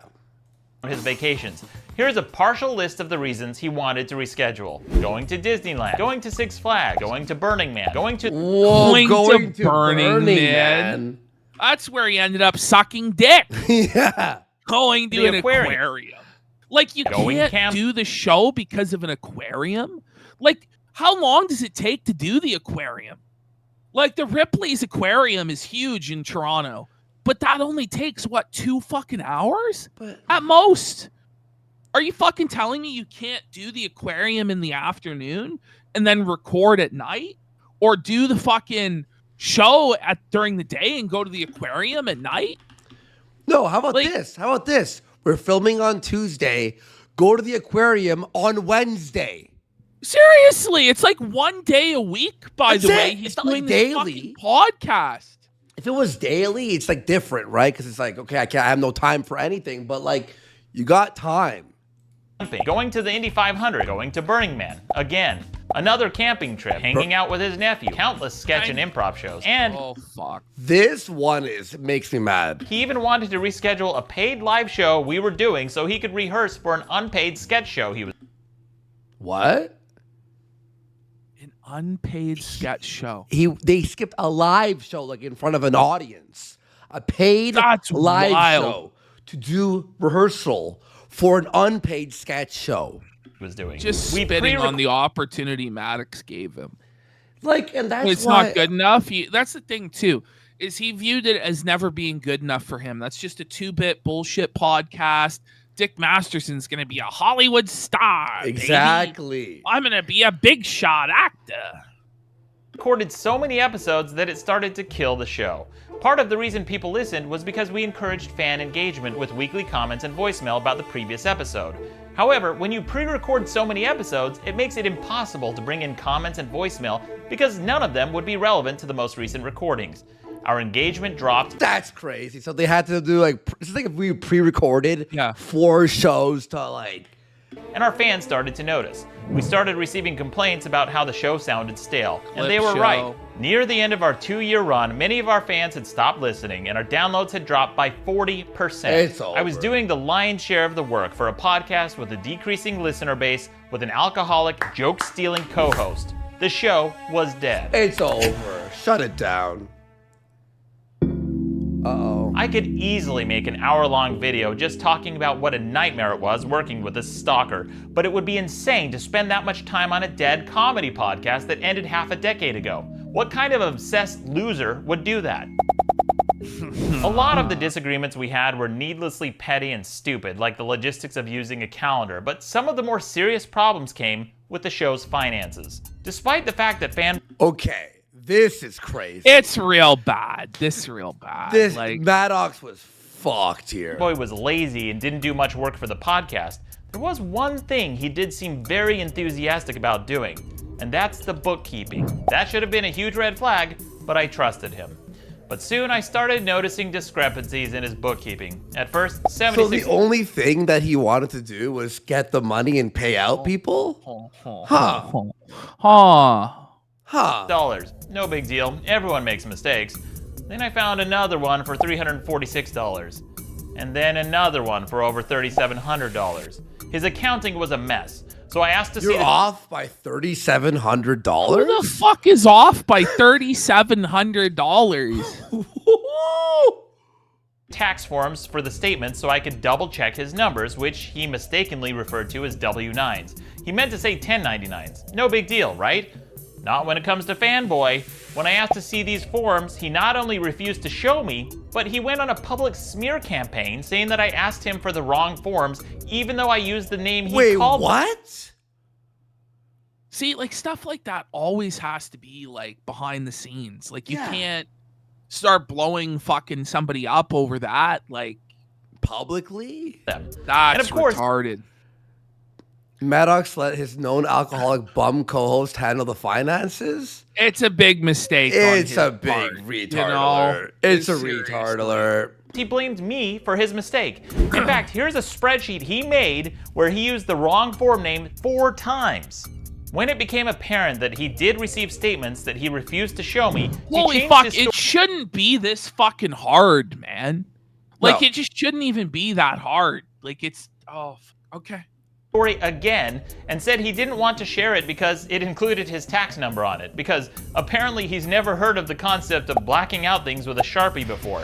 And it gets worse because he didn't invoice me for the correct fiscal year, so I ended up having to pay taxes for most of the revenue we made on the show. What? When I brought this up to him, he avoided the issue and it was never resolved. For him, How his lawyer lost this is insane. No, well, because he didn't sue the right guy. He sued Asterios. Like, he has so much to complain about. Fuck. I was left to deal with it. But of all the discrepancies I found in his bookkeeping, there was one glaring omission that I didn't discover until years later. It was a source of income that he left completely off the bookkeeping that This I'd is almost crazy. This is actually nuts. completely forgotten about. Bitcoin. One day he sent me an email saying he set up Bitcoin as a payment method and linked it to an account he set up and exclusively controlled. He was supposed to share this income, but he never did. I couldn't log into the account with the credentials he provided, so I asked him how much money we made off of Bitcoin, and he said not much, so I forgot about it. But he didn't. The thing Maybe a screenshot would have been nice? Bitcoin is the value can grow over time. God. So even a small amount from 2015 can blow up to tens of thousands of dollars. God. Oh my God. Just swindled and pimped, you know? Like, what a dirtbag. What a dirtbag, Yeah. man. Apparently what happened. In April of 2020, a whistleblower with first-hand knowledge finally came forward and told me how much money he'd allegedly stolen. She was someone who dated him and decided to come clean after they'd had a messy falling out. Wow, surprise, surprise. She said he was trying to impress her by showing how much money he had in his Bitcoin account. So he was simping again. Yeah. You know, this is downfall. Oh, look at this, lady. Look how much money I screwed Maddox out of. Oh my God. And according to her, it was around $40,000. Felt it. Then he allegedly told her that he owed me approximately $25,000. Now, to be clear, I don't know the exact amount that was sent through Bitcoin because he never shared it with me.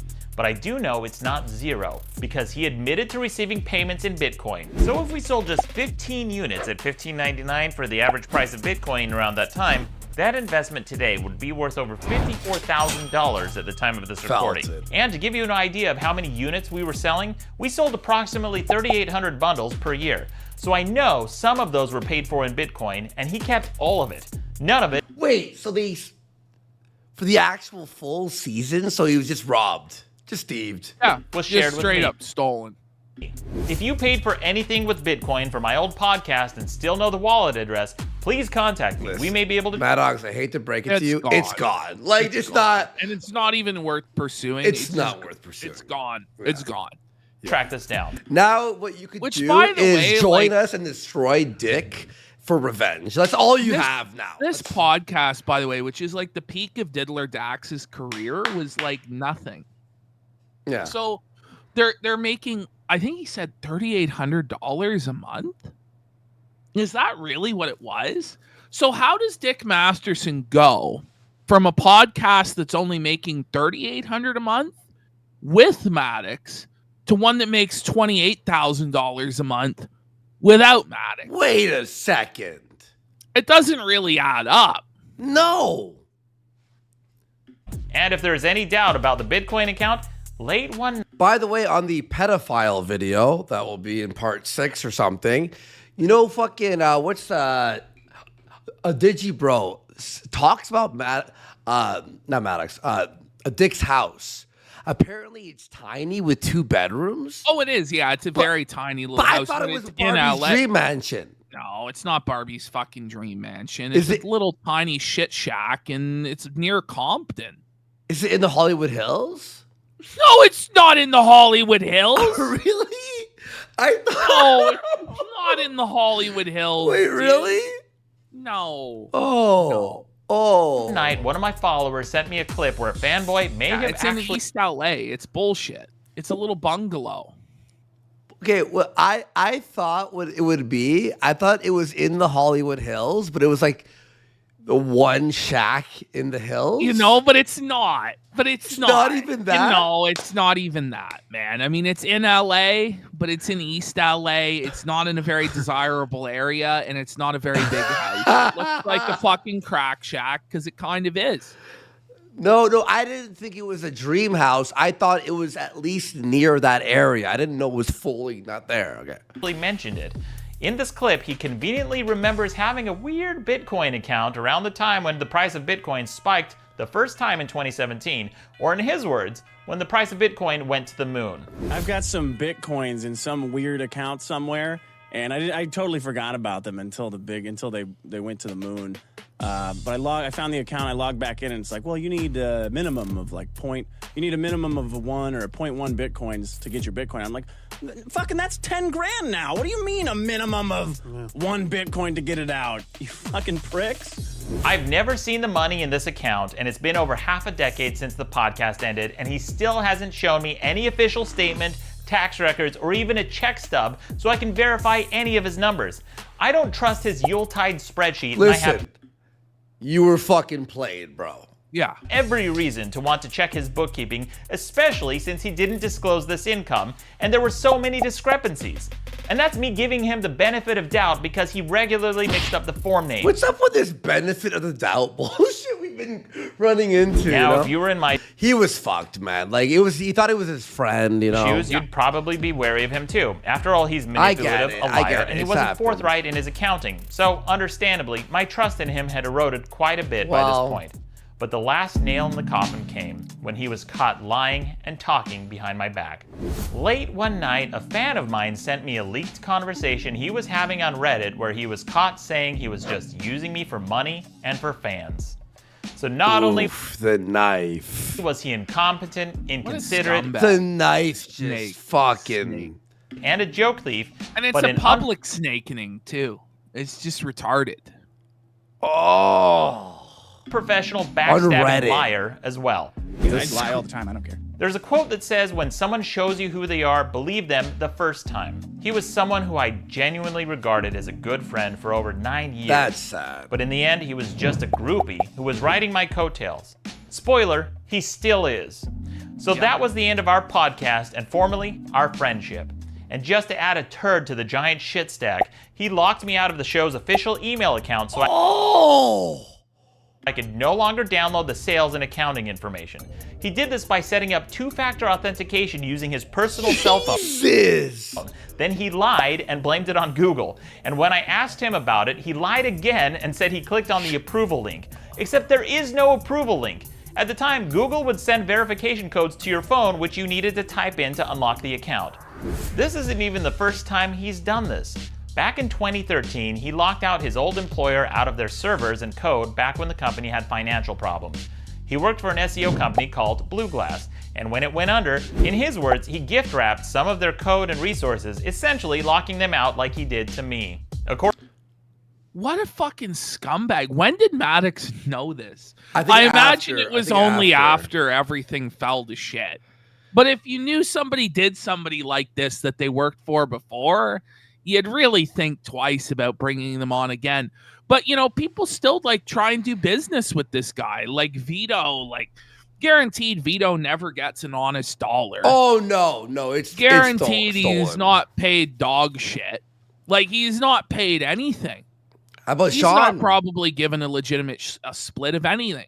Sean probably gets paid a pittance. If not, I think he actually does it for free. That's what I heard. Yeah, I think Sean does it for free. Yeah. And new project too. Yep. According to industry blogs, that's the thing too. Like, yeah, I'm sure new project 2 was still above board though. It's on the match list for fraud. Yeah. You know? He's like banned off like Visas and MasterCards. Oh yeah. Like what the fuck? The atmosphere at his former company became downright toxic near the end, with things devolving into a messy public dispute and executives threatening legal action. So this is like the longest part. They're all a bit shorter from now on, but... Sound familiar? That's because Fanboy went right from one job that ended in a legal mess right into a podcast with me that ended in a legal mess. Yeah. The only common denominator is him. If that's all he did, you would already think that he's a scumbag, and I could end this video here. Nothing compared with what we're about to see now. But this is just where the story begins, because he has truly lowered the bar for all... So what? Yeah. That's part 1, and it's just like, whatever. That's nothing. It gets way worse. Yeah. It gets way worse. That's like, if it was just that, whatever. Next to slither under after him. Whoa. I'm going to use the bathroom real quick, all right? And then... all right. Let me have a look here. I think we had a couple super chats come in. We've got Lady Humper saying, how fudging dare you subject us to Geneva Convention breaking torture with the IDub segment. We got Gino88 for $10 saying, just rewatch the PPP versus Dax stream on YouTube. Love seeing you make those. Well, yeah. It's crazy because aside from like the new Project 2 stuff, like I knew nothing about Dick. I knew nothing about Ricada. I never watched any of their shows. And that's why I think they had such trouble dealing with me, was because both of those guys were used to being treated with total deference and respect and never being challenged in any way. So when I just came in, because I viewed them as nothing, I treated them like they were nothing but the shit on my shoes, and they couldn't fucking handle that. And I was like 9 beers deep at the fucking time. If you watch, I had been streaming for 5 hours, laying out the whole conspiracy while I was slamming beers with Surfer. And then I just called in and they just didn't know what to do. And they had no Oppo research on me. There was nothing they could fucking say. Dick got desperate. He called in Zoom, which made everything look way more fucking sketchy. And it was like, whoa. And then Zoom felted the diddler and doxed him live on air, which was Kino as fuck. It was quite something. It was quite something, you know? But it was really nothing. Those guys think that they're like God's gift to the world, but they aren't fucking shit. The Emperor has no fucking clothes. I remember thinking, I'm like, fuck, this was really easy. Like, supposedly a professional comedian and a lawyer, and they're getting schooled by some fat fucking retard. Like, what's going on? Just fed the cats there too. All right, guys, y'all ready? Melty says he can't believe the Maddox stuff was all lies. A lot of people are like that. I think that pretty much 99% of everything that Dick really leveled at Maddox was bullshit. Mm-hmm. Was Maddox like retarded at various points? Like, absolutely. But the diddler is the bigger evil and always was. Yeah. But the thing is, everyone has like, you know, things in their past that they might have been not been perfect, right? Should Maddox have lost everything for Dick? No. But he didn't lose. But he didn't lose everything. It's just revisionist bullshit from Diddler Dax. True. Maddox was doing his own thing the whole time. He was happy. Like, Dick Masterson is never flourishing. He's never been a success. He's never been happy with himself. He's a bum. And he always has been. Mm-hmm. All right. We doing the next part here? There we go. It's part 2, yeah. All right, you ready? Yeah. All right, I can skip these intros. They're just the same thing. Maddox. But he wanted to reschedule. There we go. Maddox in that. The final episode of the podcast was recorded the weekend of May 28th, 2016. I told him we were recording that weekend, but he wanted to reschedule the show for yet another vacation, this time to Mexico. The week we were set to record is when I caught him lying and talking behind my back. My goal was to end communication with him as quickly as possible, so I offered to let him step down or to end the podcast to avoid any further contact. Not because I needed his approval to make a decision about my podcast, but because I wanted to move on as quickly as possible. He chose to end it, so we recorded as scheduled, and he still didn't show up even after he decided it would be the final episode. He of course played the victim and pretended like he didn't know, but here's the proof he was told when we were recording. In the final episode, I thanked everyone involved with the show, but not him, because I wasn't about to thank him for not giving it. So he doesn't even show up for the final show to go to Mexico? That's sad. What a bitch. Enough of a shit to come into the final episode, or his unprofessionalism, lying, talking behind my back, laziness, and not disclosing income. And since he made it clear his goal was to use me for attention, I decided right then and there to never mention him again. This part gets nuts. And for the most part, I haven't. In order for you to understand why, we first need to discuss the animal rights group, PETA. You'll see why in a moment. I used to criticize PETA on my website for their over-the-top campaigns to promote vegetarianism. From downplaying the Holocaust with their Holocaust on a Plate campaign. This shit was to crazy. dressing. That was nuts. I remember, like, back in 2007, 2008, everybody went in on PETA. I remember the Big Al 2K6 rant against PETA. And Penn and Teller did their episode on PETA. I remember PETA used to have these video games called, like, Super Chick Sisters. Did you ever play this? No. Where you played as, like, a chicken that was fighting Colonel Sanders' cruelty. Really? Like, Colonel Sanders is, like, the final boss of the game. It was crazy shit. Really? Okay.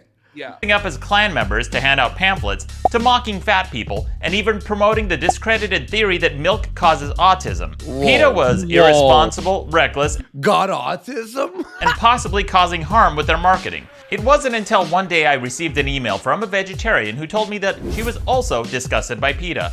She said PETA's campaigns were outlandish not to be persuasive, but rather to be a spectacle to give them free publicity.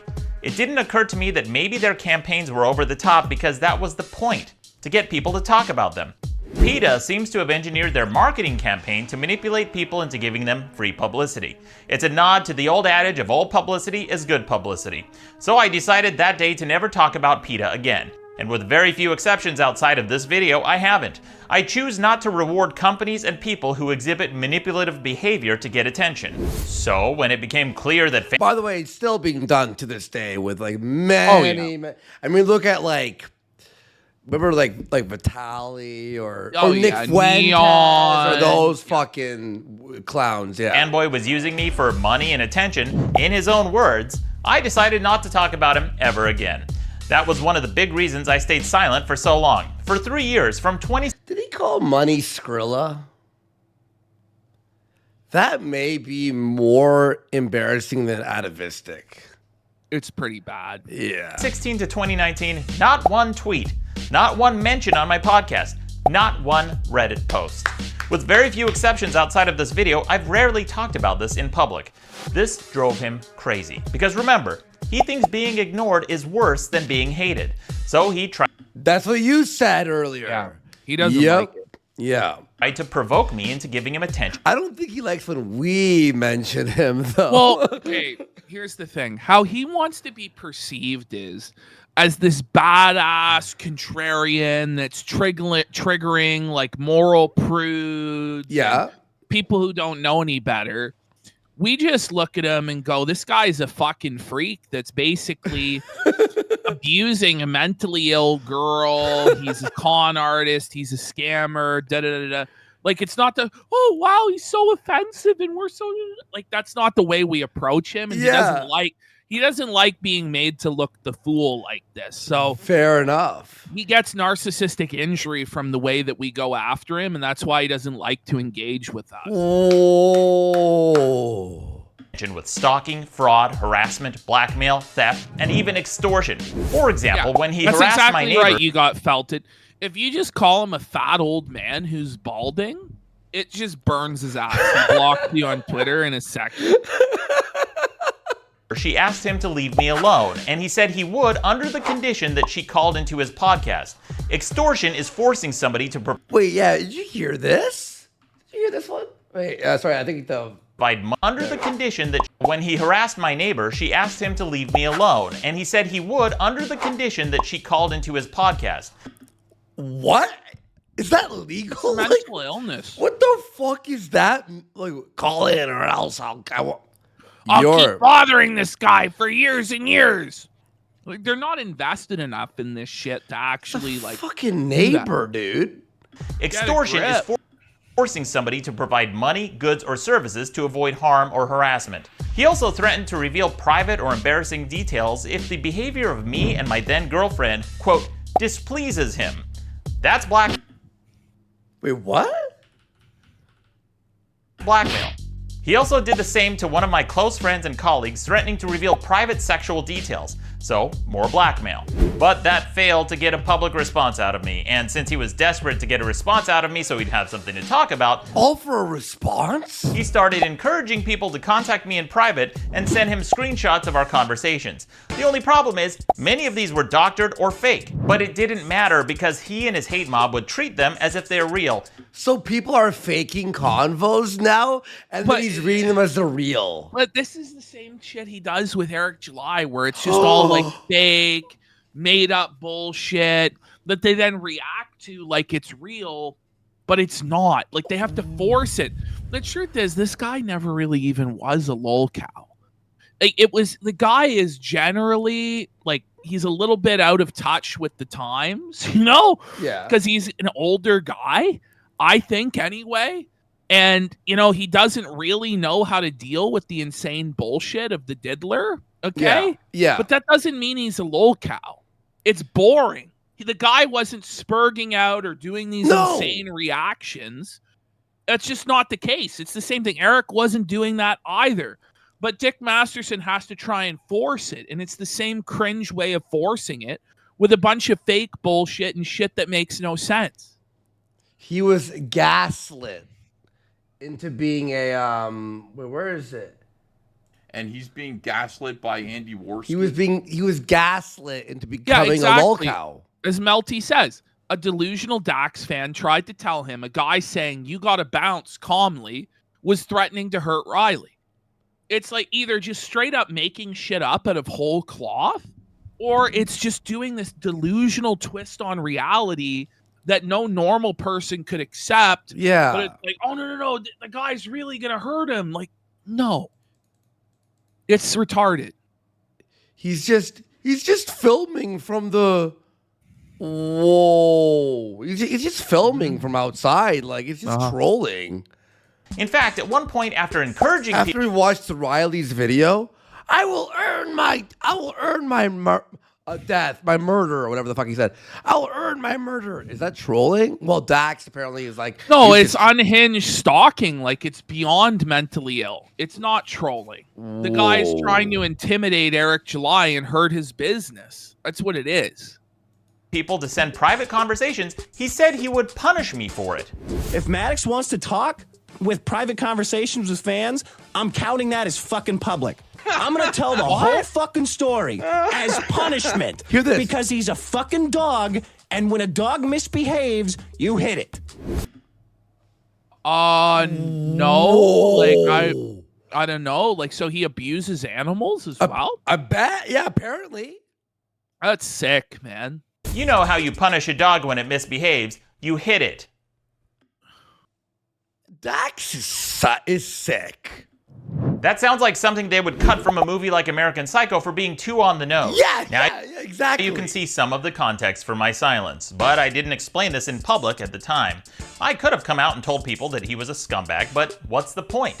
Only about 30% of my fans even knew I had a podcast. Plus, I wanted no further communication, so I thought it would be best to simply close this chapter of my life and move on. You know, like normal people do, instead of becoming an obsessed stalker for over half a decade. Maddox. The only thing I said publicly at the time was that it was time that we worked on different projects, which is the only honest thing I could have said without slinging any mud. I had no interest in dragging anyone, in part because there was nothing I could do or say that would make him any more miserable than he's already made himself. Yep. I've never met an alcoholic who It's true.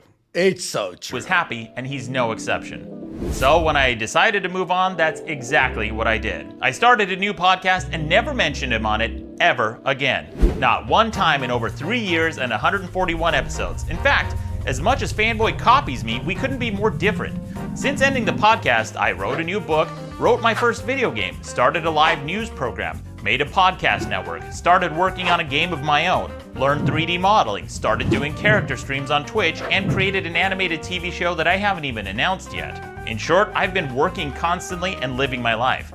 He, on the other hand, has obsessed over me, lurking in the shadows, watching everything I do and trying to sabotage it like a jealous ex. That's so Kino. That is Kino. So understandably, I didn't say anything because I didn't want to give the stalker attention. But there was another reason I stayed quiet that I never told the public before.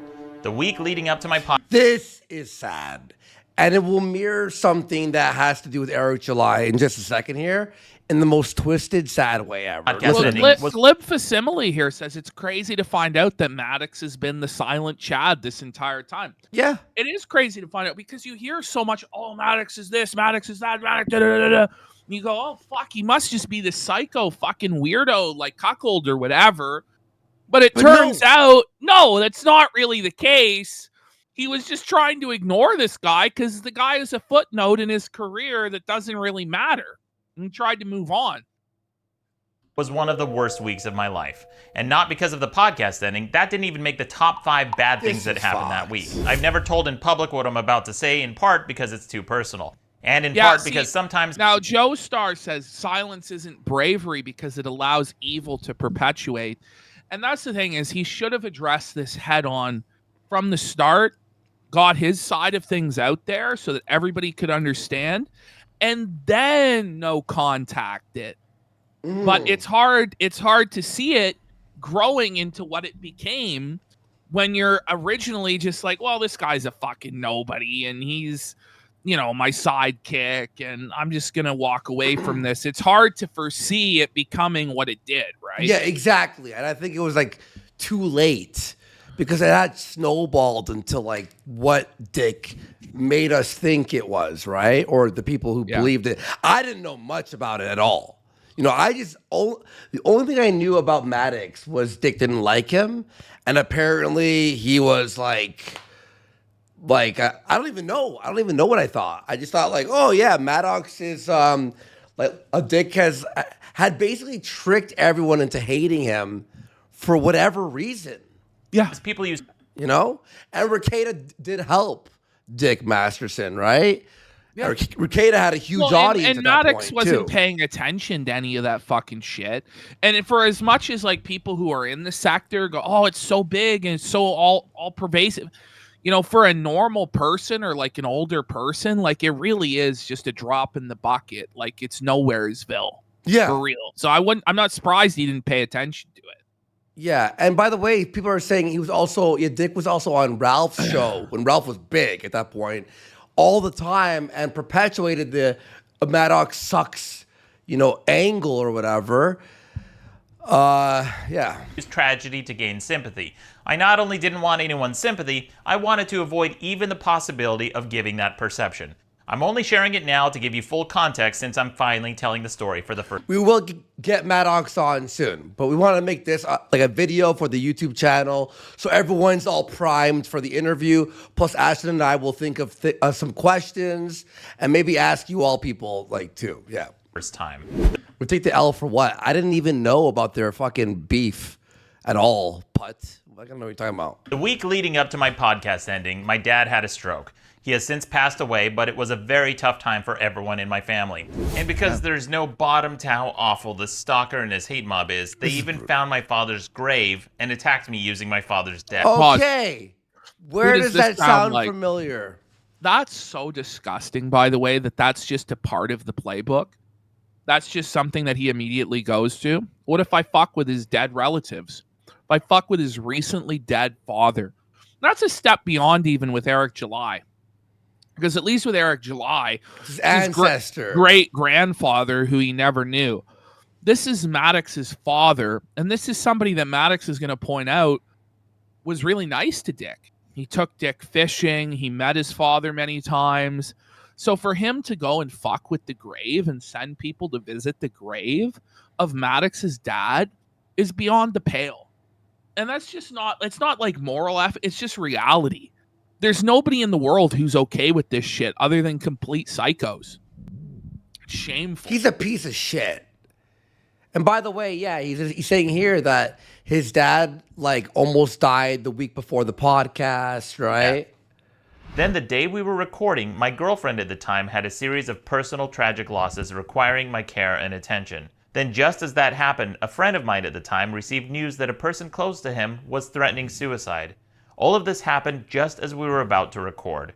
I had no capacity or interest in explaining any of this to the public. There was so much sadness in the room that day, it was a miracle that we were able to record anything at all, let alone manage to make it somewhat funny and entertaining.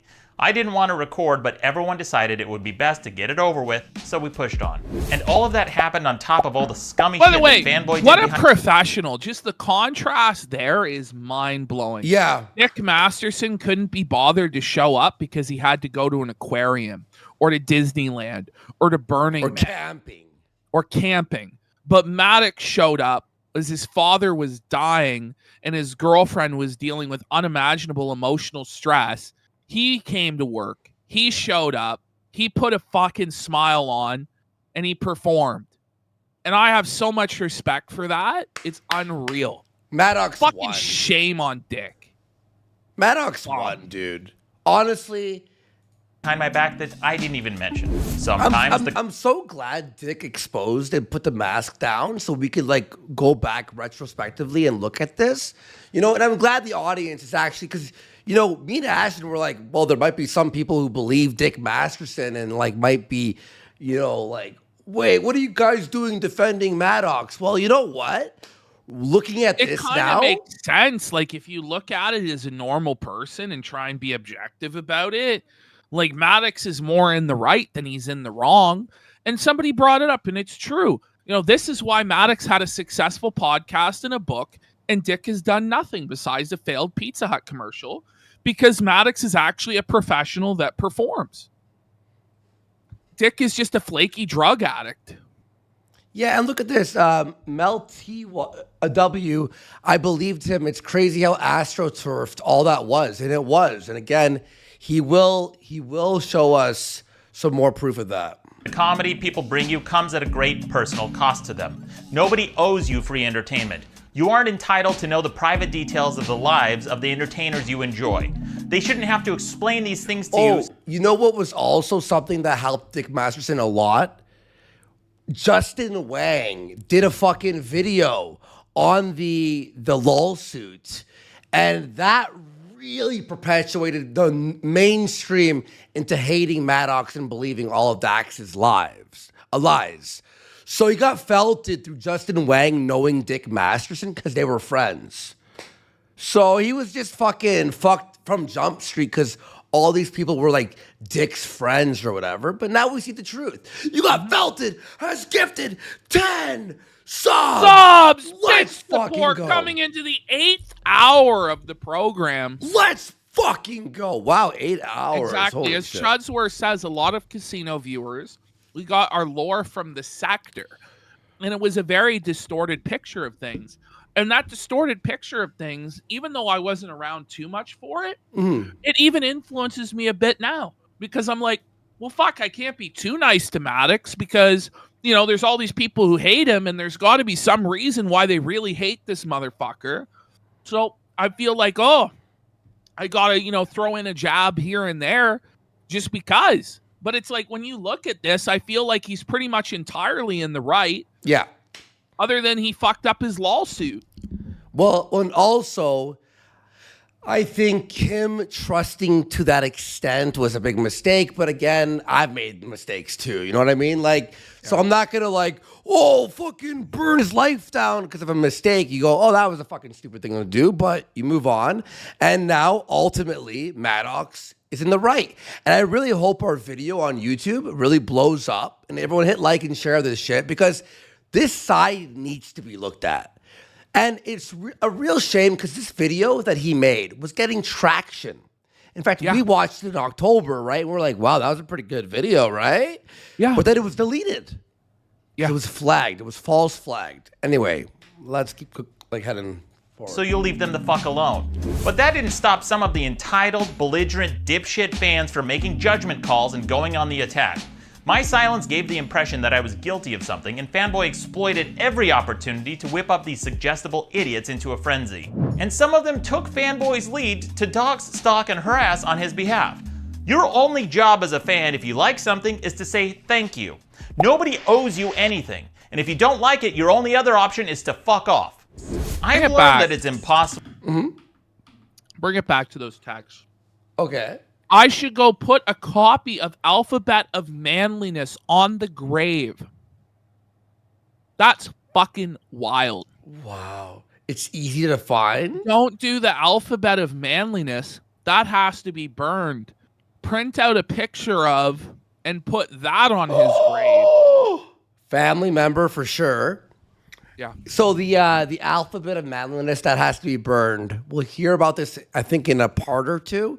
But it was the book burning. Like, it's psychotic. Yeah, a back It's burner. just not normal. And like we've talked shit on the internet about people and been kind of obsessive, but never would bring stuff into real life to that extent. To go to somebody's father's grave, and put pictures and do twisted stuff, and then if they react to that, then they're a lolcow. That's fucking unhinged stuff. That's what Eric July's been putting up with over the last year, and it's to the point where it's like, okay, even if Eric July's comic book isn't that fucking great, fuck you. I'm not gonna fucking go after the guy. Yeah. You're a retarded witch hunt. I'm gonna defend him to spite you. That's the same thing with Maddox. But I like Eric July too. He's a nice guy. He's like, no, he's not going to be your lol cow because you've like run out of obsession with Maddox. And you know, there's plenty of other people that are actually doing retarded shit all the time. He's friends with Ralph. You know, Ralph's a perfect target, to be honest. If you need to have somebody to be a punching bag and make fun of, right? But what he is doing is he's jealous of these people's successful businesses and their professional opportunities. And he wants to bite at their ankles and drag them down. And it's sad because they don't really deserve the treatment he's trying to give them. And you know what's funny too? It's really interesting to see how Dick, you know, he thought he could get away with it with fucking what's it called? With Eric July, right? But what he didn't realize was our show was big enough now to be like, no, fuck you. And we're not some AstroTurf show. And thankfully, at the same time, Josh's show and his influence has grown to the point where he doesn't allow this fucking bullshit to stand either. And so Dick is just in a really bad situation now. Yeah. Where there are people who are willing to challenge him on his bullshit. And if there's competent, funny people willing to challenge him on his bullshit, suddenly it falls to nothing. Because he has to rely on the complete incompetence of whoever he's facing. That's why it's sad. Yep. And all Dick has now is Ralph. EVS. He's got Ralph and Vito, and that's it. And it's people that everyone hate. So it's over. And you know what's funny? Rekida's completely collapsed. True. You know, Rekida's cooked. He's not coming back. And all while he was fucking with a Magi-chan fucking necklace, right? Yeah. Only job as a fan, if you like something, is to say thank you. Oh, and Digibro, obviously. Yeah. Nobody owes you anything. And if you don't like it, your only other option is to fuck off. I've learned that it's impossible to take the high road with a stalker as obsessed as Fanboy. Staying silent doesn't work, and now you can point to my life for the last 5 years as definitive proof that the old adage of don't feed the trolls is bullshit. Another reason I didn't explain things is because there were a lot of other people involved who fucked up behind the scenes and I didn't want to drag them. But I'm done taking the fall for people who won't own their mistakes. So if they won't clean up their mess, I will. Enough is enough with this bullshit, so it's time to put this nonsense to rest, and you bet your ass I've got receipts. First and foremost is my ex-manager, Randy Keehan. Randy made one giant fuck up after another, leading to the show's demise. But the worst by far was regarding the iTunes feed. Since most people watching don't even know or care what that is, I've written a separate article from this video with the details for anyone who's interested. But the short version is that a feed is basically a web URL that directs people to a podcast. Randy's job after the podcast ended was to communicate between me and Fanboy about transferring the feed. He told me Fanboy didn't care about the transfer and his only concern was the credit card number and billing address on file. So I changed it and sent Randy an email to confirm, and here's the proof.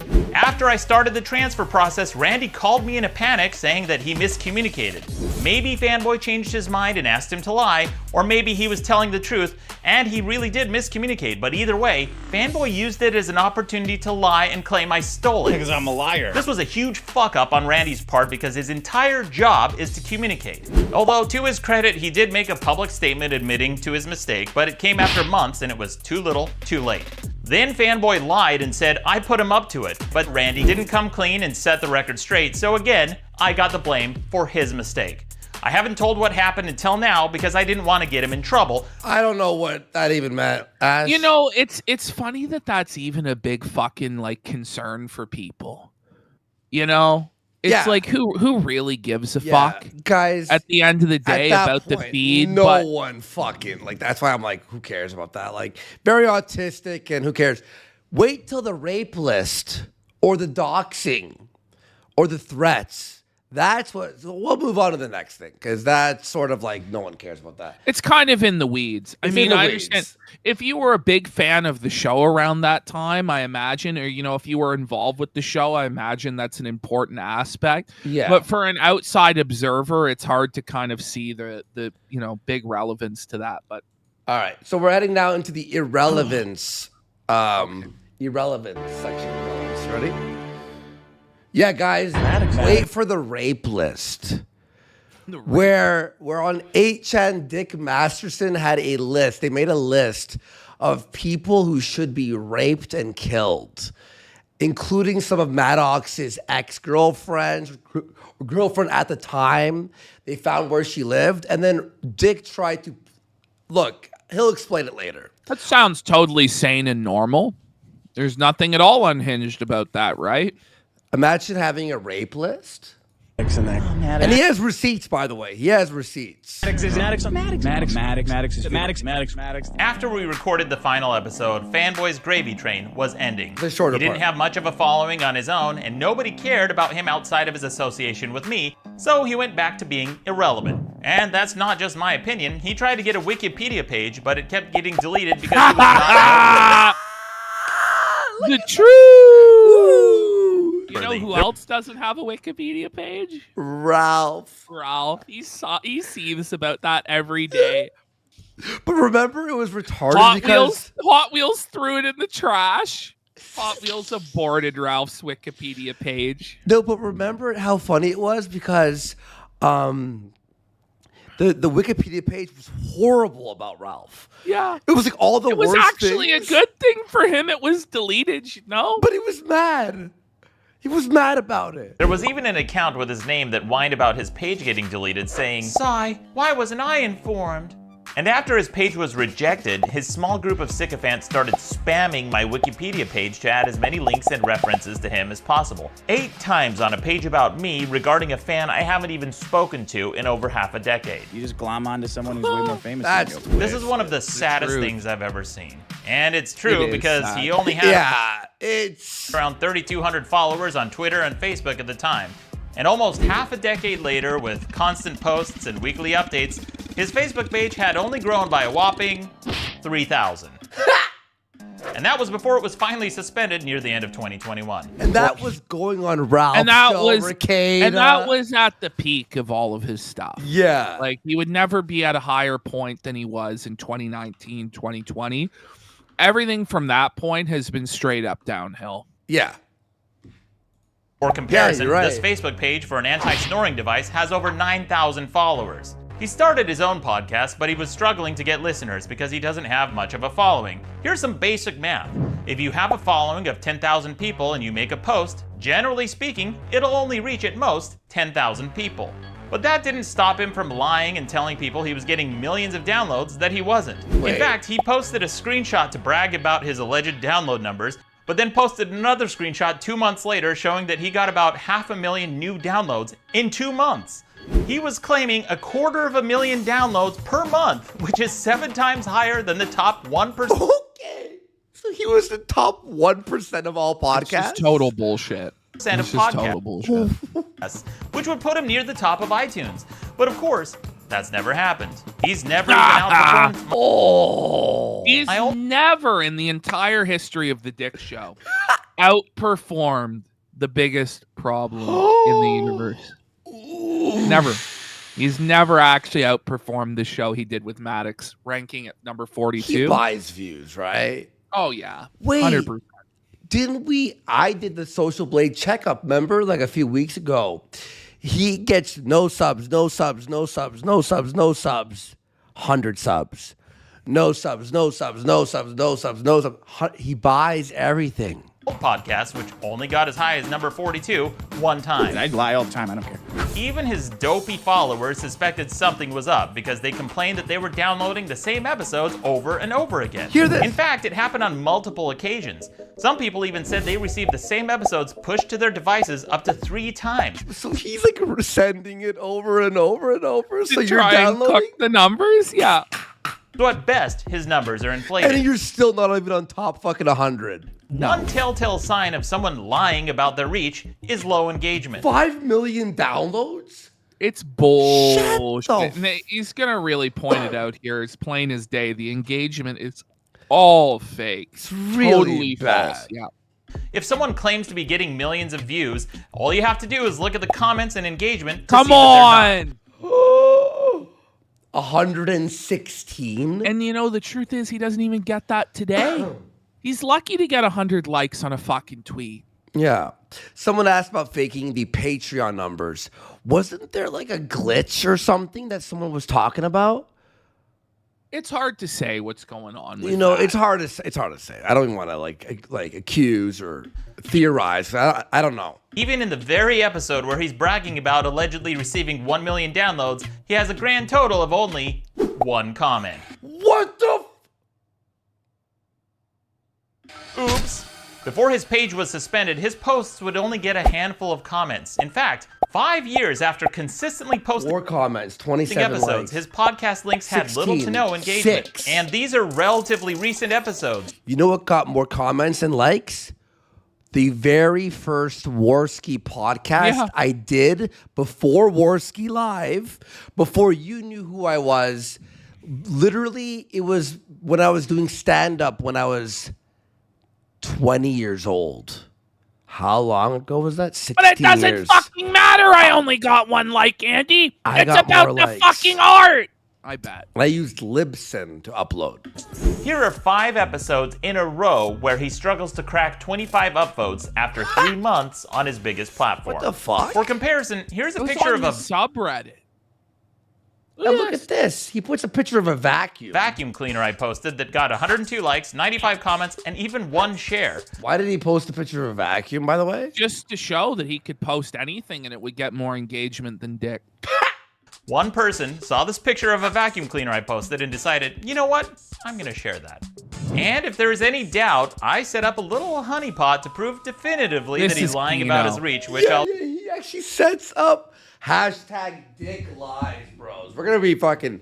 Hang on, sorry, let me just plug up my headset. It was beeping. There we go. reveal later in this video. It seemed like there wasn't anything getting him any engagement. Well, almost anything. There was one type of post that did relatively well for him. Posts that have something to do with me. Maddox. In fact, just about any time he'd post pictures, screenshots, or illustrations of me, they'd get much higher engagement. That's weird. Almost like he needs to keep talking about me to survive. That may explain why he's so desperate. Oh, that's so sad. It's sad, isn't it? Maddox, Diddly Maddox, Dax? Maddox. Desperately tries to provoke me. But his lying and desperation didn't end there. At one point, he hosted all of my old podcast episodes on his new site without my authorization, which would drive traffic and inflate his numbers when people would search for me. He did this by lying and telling people I deleted the website, except the site was never deleted. But he lied and posted a mirror to it anyway. Because I'm a liar. Except it wasn't just a mirror. He made one very significant change that I didn't give him permission to make.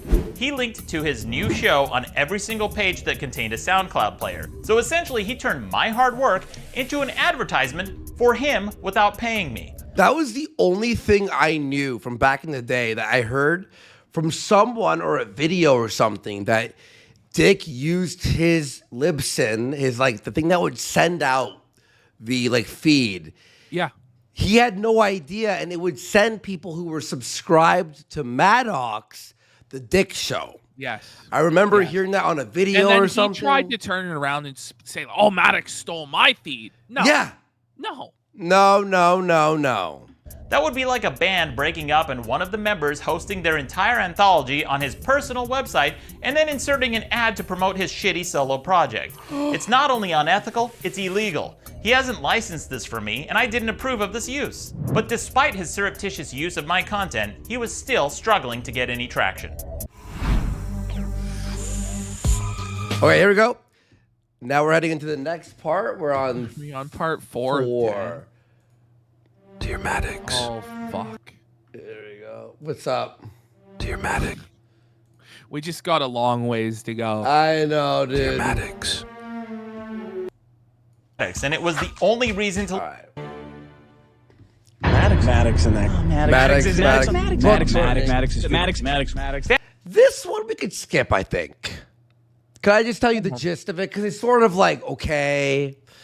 Because he compared it. So basically, I'll just say this. Dick Masterson, he got everyone to burn Maddox's books. And it compares it with like historical books that were burned. And like, it's really like... It's more so that Dick basically directed everybody in his audience to go review bomb Maddox's books and write bullshit reviews, even though they never read the fucking books. And he was hurting his fucking business.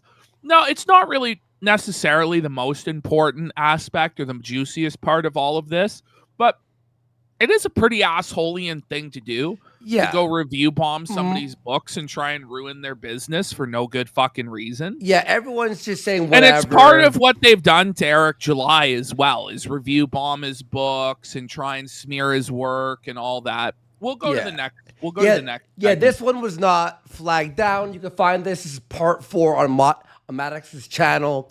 Yeah, but basically got people to spam, like 1 or 2 star reviews, and stuff like that. So that's all it is. Okay. We have a long way to go, and this is not even like one of the most egregious. Well, it's egregious and crazy, but like, yeah. All right. Dear Maddox. Stalker and his hate mob started doxing me. If you're not familiar with doxing, So if you want to watch, okay, this one's crazy. it's when you post someone's privately identifiable. By the way, you know who's gonna get a shot here a little bit? Ben from the Drunken Peasants. Watch this. Information like phone numbers, home address, or other. Status has gifted 5 subs. Let's go. Heading to 5 a.m. No, I agree, Raytheon Technologies. It's ironic. If Dax didn't go after Eric, he probably could have kept his narrative about Nat Maddox. But now it's all going to tumble down because the parallels are too strong. Exactly. And the casino's on the case. Other sensitive information, usually for the purposes of harassment or malice. Early, when this stalker targeted one of my sponsors, his hate mob, the Worski breakfast goal, followed suit and doxed the marketing director on his official Facebook group. Then they even doxed my sponsor's girlfriend in an effort to intimidate them into dropping some. He's to drop somebody's personal phone number for everybody to call, like that's fucked, man. Piece of shit, man. Piece of fucking shit. Part of my podcast. And when Fanboy was confronted about it, he literally blamed the victim and said he was asking for it. Oh, okay. Then the stalker started escalating. I know a lot of things that Dick is asking for, and he won't like it when he gets them, right? Yeah. By the way, yeah, people are saying, "Oh, this is awesome." I'll say this: like we are signal boosting this for sure. But he did a great job here with the edit, with the way he's telling the story, with all the receipts. I'll say that much, like for sure. And I'm glad he's getting his time to shine with us. Now he had a lot of views, but not enough. And then it was flagged down. But no.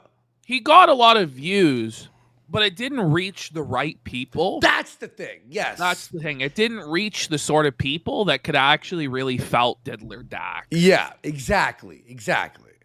By posting my exact location from this my came out in October. Yeah, and then it was flagged down, and then he released it in parts, and then other shit was fucking released. Well, it's 4 years too late, but is it too late? If he has a redemption? It's never too late. It's never too late. The W is turning to an L, you know? Yeah. Facebook page when I was grabbing drinks with one of my friends who is not a public figure. Then he went a step further and discussed details about where I live on his podcast. He did this by mentioning specific landmarks that were unique to my neighborhood. I'm gonna get a billboard right outside your house. That billboard is that a normal thing to do? To like put a billboard outside of somebody's house to fuck with them? Is that really trolling? No, he's twisted. It's this psychotic, weird life ruination shit trying to ruin a guy's reputation in the neighborhood in which he lives because the podcast you worked with him on didn't end like in the way that you hoped. And that's a very generous interpretation. Outside Maddox's house is currently being rented by the Work Boot Warehouse. He did that in May of 2017 because he was angry I blocked him on Twitter. That was one of several clues the stalker gave that allowed people to find out where I lived. I think I found one in the drive-through parking lot of the Starbucks. That may not sound very specific, but believe it or not, at the time there was only one drive-through Starbucks in all of Hollywood. There was only one. That is crazy. That is nuts to think about, right? Only one drive-through Starbucks in all of LA? Yeah, and now it's like, specific billboards. And now it's probably like 100. He mentioned near it. So people were able to use these and other clues he gave to triangulate my location. Like this guy. And this guy who took a break from coming up with shitty t-shirt ideas and writing one-star review. Did you read that t-shirt idea? I sure did. Whoa, buddy. Flake knows he has to blur things on the actual screen. My podcast to dox me. He posted That's the guy? This is the guy who went after you?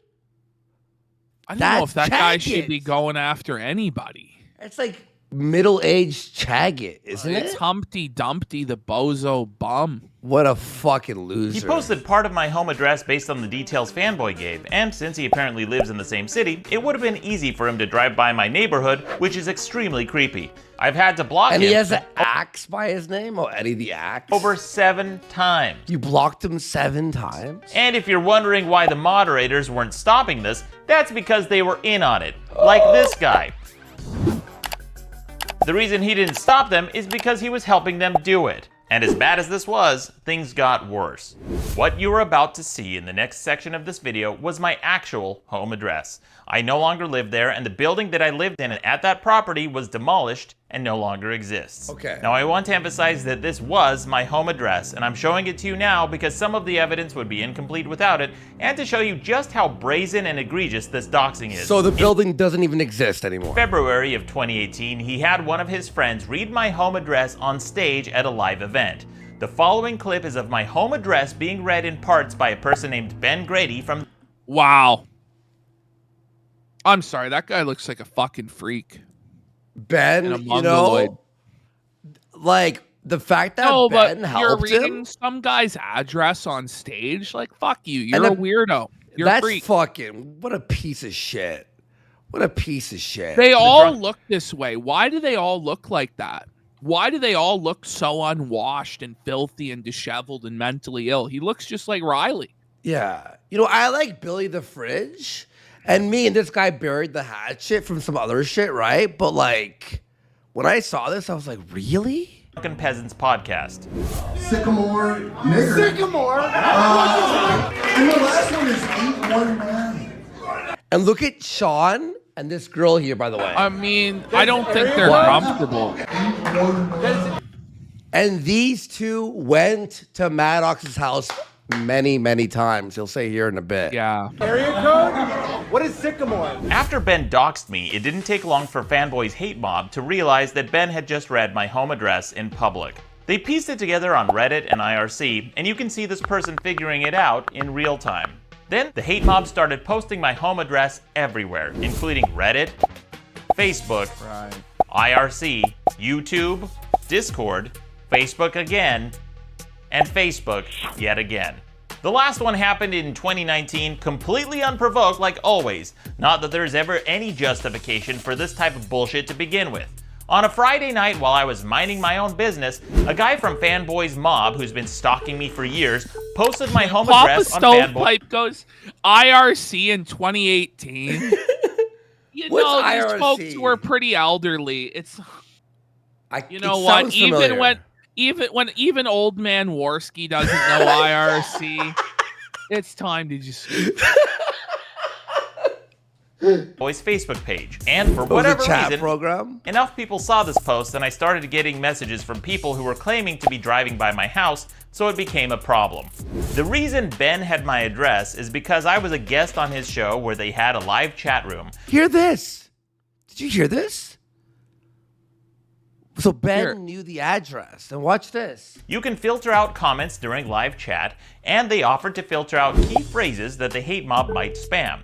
I shared a list of key phrases, including my home address, as an anti-doxing measure in case anyone typed it during the live chat. And again, it's worth noting that I didn't ask them to do this. What a piece of shit. So Ben's like, you need anything like filtered out? Oh, here's my address in case someone posts that. And then like later, bingo, I got his address. Bang, uses it on fucking stage. Fishing. And he pretended to sympathize and said that the same thing allegedly happened to What a piece of shit. him. I even offered to return the favor. Now, I want to make it clear that TJ, the amazing atheist, had nothing to do with this. Whoa, TJ fucking W? You know it's bad when the amazing atheist has the moral high ground. Shit's grim then. He was always kind and courteous to me. This was entirely Ben and Fanboy's doing. There were also 2 other people on that stage. Now look, I think Maddox is wrong for what he's about to say here, and let me explain why. Who knew my home address because they'd been to my house countless times, including Fanboy's co-host and audio engineer Sean Jacobson and his contributor Paige Saliba. All three of them were intimately familiar with where I lived because they'd all visited my home many times and spent many hours there. I've never done anything to these people or even said anything bad about them. They all knew my home. Okay, look at their face. You know, They're Sean. clearly not okay with it, I think. And I think they're pretty shocked that it's got to that point. Yeah. But then they still go along with it and enable it to this day. I just don't know how Sean turns a blind eye to all that shit. He tries to... Hold on 1 sec. It's all right. No worries, bro. It's fucking 8.5 hours. My throat's dying voice too. went dry. Yeah. My throat's dead too, dude. But Sean tries to turn a blind eye and pretend he doesn't see any of this shit because he doesn't go online or whatever. Mm-hmm. But he knows right well. He can't like pretend he didn't know this happened. He saw it happen. Yeah. Now, watch what Maddox says here, and I think he's wrong at this part. And listen, this is why. Home address, but they played dumb when Ben doxed me. Bravo. That's not dumb. Look. Oh, give this girl an Oscar. No, Maddox. She is not pretending she doesn't know. She's going, oh my fucking God, did they just dox him? That's what they're doing. They're angry. I think they're like, oh my God, I'm part of this doxing. But they can't say anything, like, or else they'll be fucking destroyed on stage in front of an audience. So Oscar. So you may be wondering, why would these people who I've done nothing to go along with this? Sean directly profits from this smear campaign. But as for Paige, she used to be in an open relationship. Sean doesn't make money. I don't think Sean makes a penny from any of it. I think Dick just rips him off. He just goes in there doing a favor for his friend. Which, by the way, like the backstory of Sean, like I told it briefly, but Sean was like some 30-year-old creepy weirdo that hung around the high school parking lots and would buy like Diddler Dax beer when he was in high school. You know? That's how he became friends with him. Wait, really? Sean was like a major fucking drug addict or alcohol. Like he had some sort of serious problem. And Dick helped him get through it. And so because of that, Sean thinks that he owes Dick a life debt and will sweep for him no matter what. Whoa. All right. Chip with Fanboy's former co-host and contributor, Asterios Kokkinos. Dazed and confused, Matthew McConaughey, exactly. Yeah. Yes, the guy calling me a cuck was in an open relationship with her while she dated at least 2 other people. Felt it. So they call him a cuck, Maddox a cuck, when meanwhile he was actually, this girl had 3 boyfriends at the same time. Asterios felt it. Oh, buddy. What the fuck is Asterios doing now anyway? I've never heard of him in years, man. Yeah. Not that anyone should care, but if you want to hear all the juicy details, sign up for my next bonus episode on my Patreon for just $20. Maybe I'll tell you. Part of the for book just burning. $20. No, it's a joke. It's a joke. He says he doesn't have one. What he's referring to is on the book burning part. He refers to Dick Masterson saying that like about Maddox stories. He'll be like, oh, by the way, if you want to hear the story, it's gonna be on the next Patreon episode. Story in the next bonus episode. See? Just kidding. It doesn't take a genius to profit off of rumors and gossip about other people. I could do it to any one of them. You just have to be sleazy enough. But I wasn't joking about having receipts from earlier in this video. In fact, I'll show you for free. Now, normally, I wouldn't share conversations like this, but when you dox me, all bets are off and you can go fuck yourselves. I didn't tell him you told me you were in an open relationship. Oh, no. If you don't have a problem with it, I have a problem with you. Felt it. So you might be wondering, what would cause these people to go from being seemingly friendly and well-adjusted adults who are living normal lives to joining a hate mob that doxes, stalks, and attacks people? Clout? The answer may lie in a study called the Ash Conformity Experiment. In the 1950s, researcher Solomon Ash found that when a group of people were instructed to give the wrong answer on a simple quiz, that an unwitting participant in the study would change his or her answer to conform to the group, even when they knew that the group was wrong. The National Geographic show Brain Games has demonstrated many versions of this phenomenon. It even has implications in determining someone's guilt or innocence. This is known as normative influence, where a person conforms to fit in with a group in order to be liked, accepted, or even to avoid ridicule. Did you start to question your own judgment? I did. I don't want to be the dumb kid. I don't want to stand out, you know. This is why an otherwise well-adjusted and intelligent person can be influenced and caught up in the passions of mobs or extremism. Writer and comedian John Cleese put it best. What we never hear about extremism is its advantages. Well, the biggest advantage of extremism is that it makes you feel good because it provides you with enemies. The great thing about having enemies is that you can... It's like the Casino fans, right? I know. Right, guys? Let's go. I think this is like a little bit... I wouldn't have probably made this choice myself. I was just joking. It's a bit like... I think it's a little bit up his own ass. It's contrived. You know? It's contrived. It's... I mean, I get what he's saying there, but it's like... You know that those guys like Sean and that chick don't want to feel like left out. You know, if he just narrowed it a bit and trimmed out some of these more self-indulgent sections, it would have went over better. Yeah. Well, I think also, but he's trying to like pepper in like art, you know. But all the badness in the whole world is in your enemies, and all the goodness in the whole world is in you. So, if you have a lot of anger and resentment in you anyway, and you therefore enjoy abusing people, then you can pretend... Yeah, here's 30 minutes of explaining Sean's motivations, exactly. All right, let's move on to the next part. All right. Because whatever, it's going to be like fucking, okay. Whoops, sorry, was that It's when you post someone's private... Yeah, okay, next part, there we go.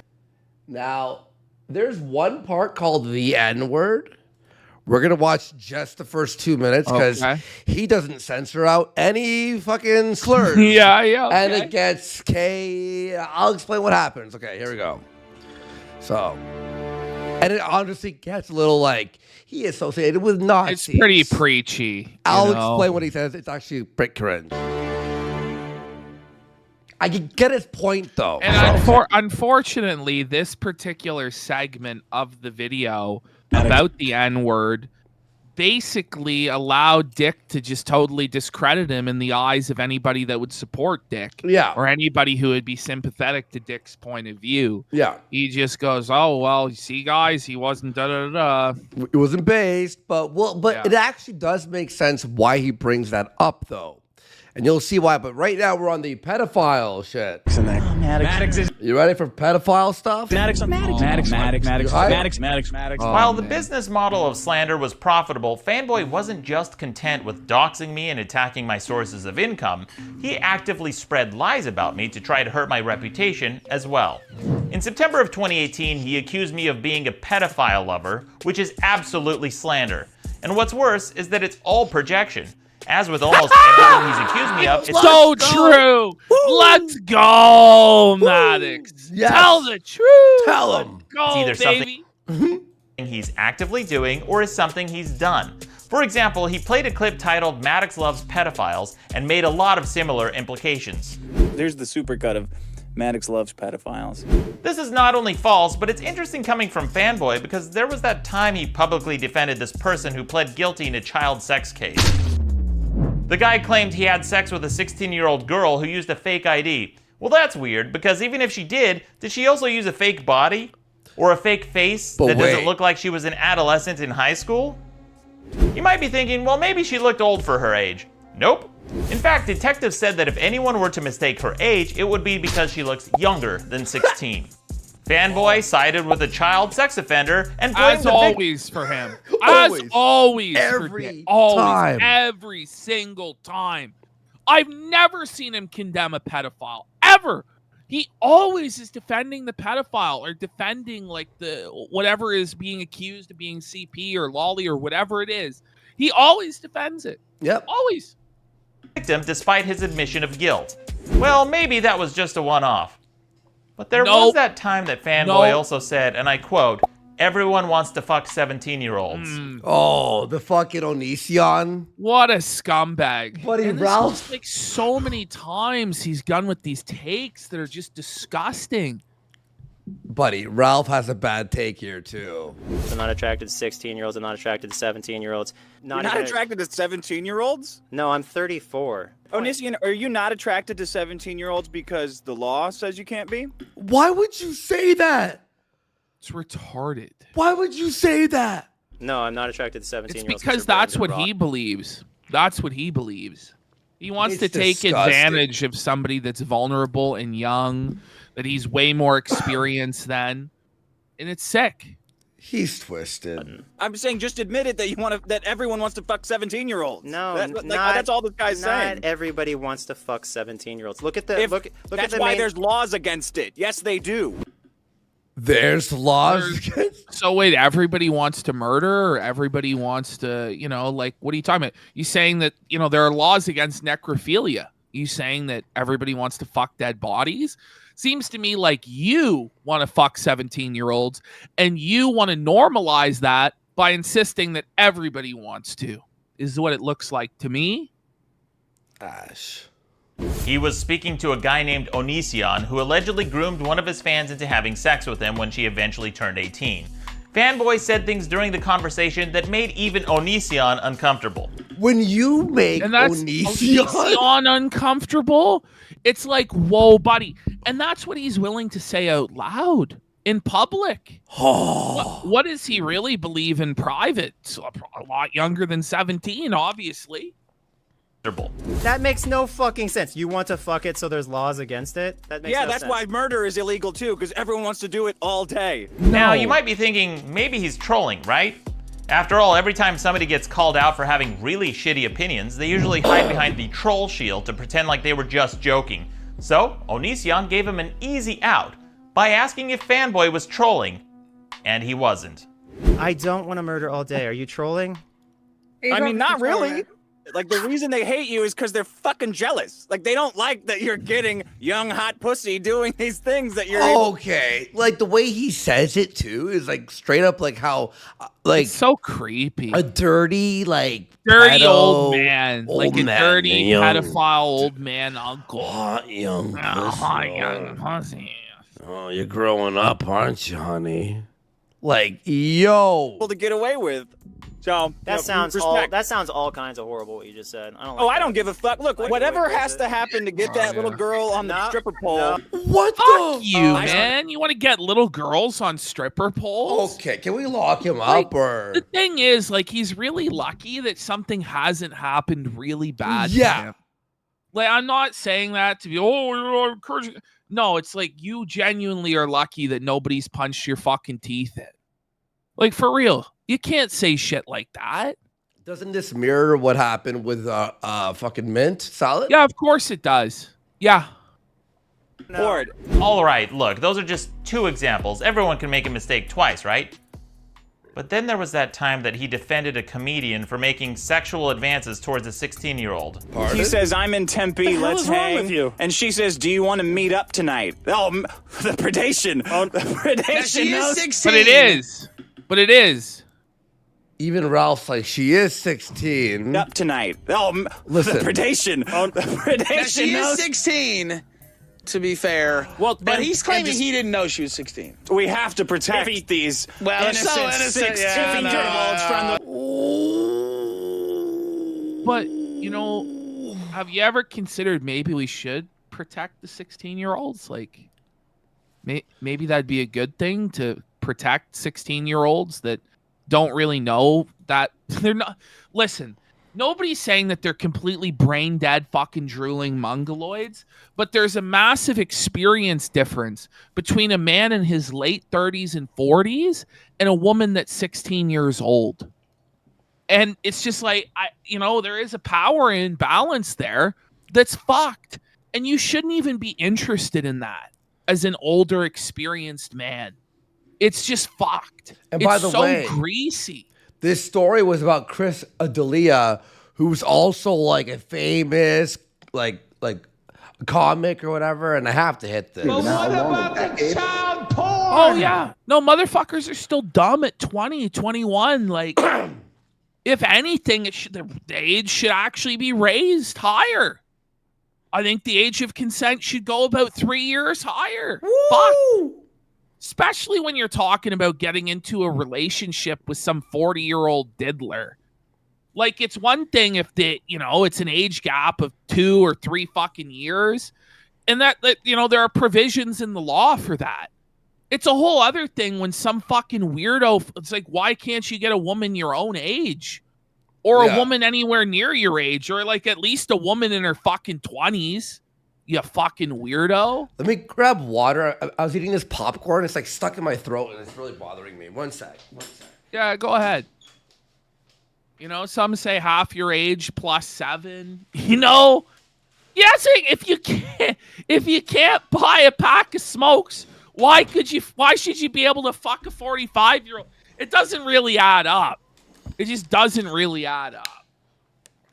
And then you've got the added thing of the guy's in a lifestyle with booze and drugs. So you take a young person who's, they're not even of age to drink. You start force feeding them fucking booze and drugs. It's not like you have to force feed them because obviously they want to be involved in stuff like that. They want to, be cool and be an adult. But, it's obviously grimy. It's grooming and it's fucked. All right. Predation of these fucking comedians, these these poor 16-year-old whores. Oh my God, what are they gonna do if they accidentally see this comedian's cock? Here's the fucking Instagram of this chick. What the fuck?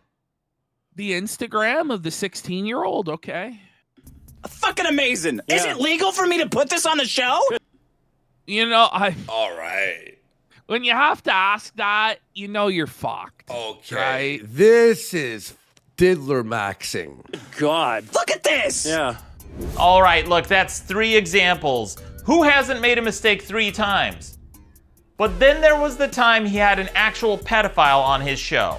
The following clip is extremely disturbing, and I usually don't list warnings in my videos, so if you don't want to hear it, skip ahead 34 seconds from now. This, right? But you are self-professed, what is it, lolicon fan? Yes. Does that mean what does that mean? This is scary. It means that I am a huge fan of illustrations of little girls getting fucked. Oh. Now, see, that makes it. You see when you do that, yeah, it makes it very uncomfortable. Of course it does, but I have to fight for that shit harder than anybody because I like that shit. Now maybe you're thinking you can't quite predict what a caller is going to say ahead of time, so you cut it from the episode and block that caller, right? Yeah. Well, he didn't. In fact, the caller, a person named Digibro, was invited back on at least 8 other times. Except this pedophile wasn't just a guest. He and Digibro have hung out together. In March of 2019, after the call admitting he's a pedophile, Fanboy invited Digibro, someone who has sexual fantasies about children, into his home. They not only spent hours in his home together, but they went out for food and beer really is afterwards. A Maddox blast. Maddox blast! Boom. This motherfucker. Let's go. Maddox dub. Maddox dub. It is. Bring it up, And Bring it up. Fanboy treated him. I just kind of asked if I could come in. I messaged him just the day before, and he just responded immediately with his home address. He lives in what I would describe as a very small 2-story house. Afterward, not the dream mansion that was advertised. Then Dick and I. Wait, so this pedophile phones you and messages you, and you reply with your address? Right. What the fuck is wrong with you? Maybe he wanted to sample some of the wares he thought fella could provide.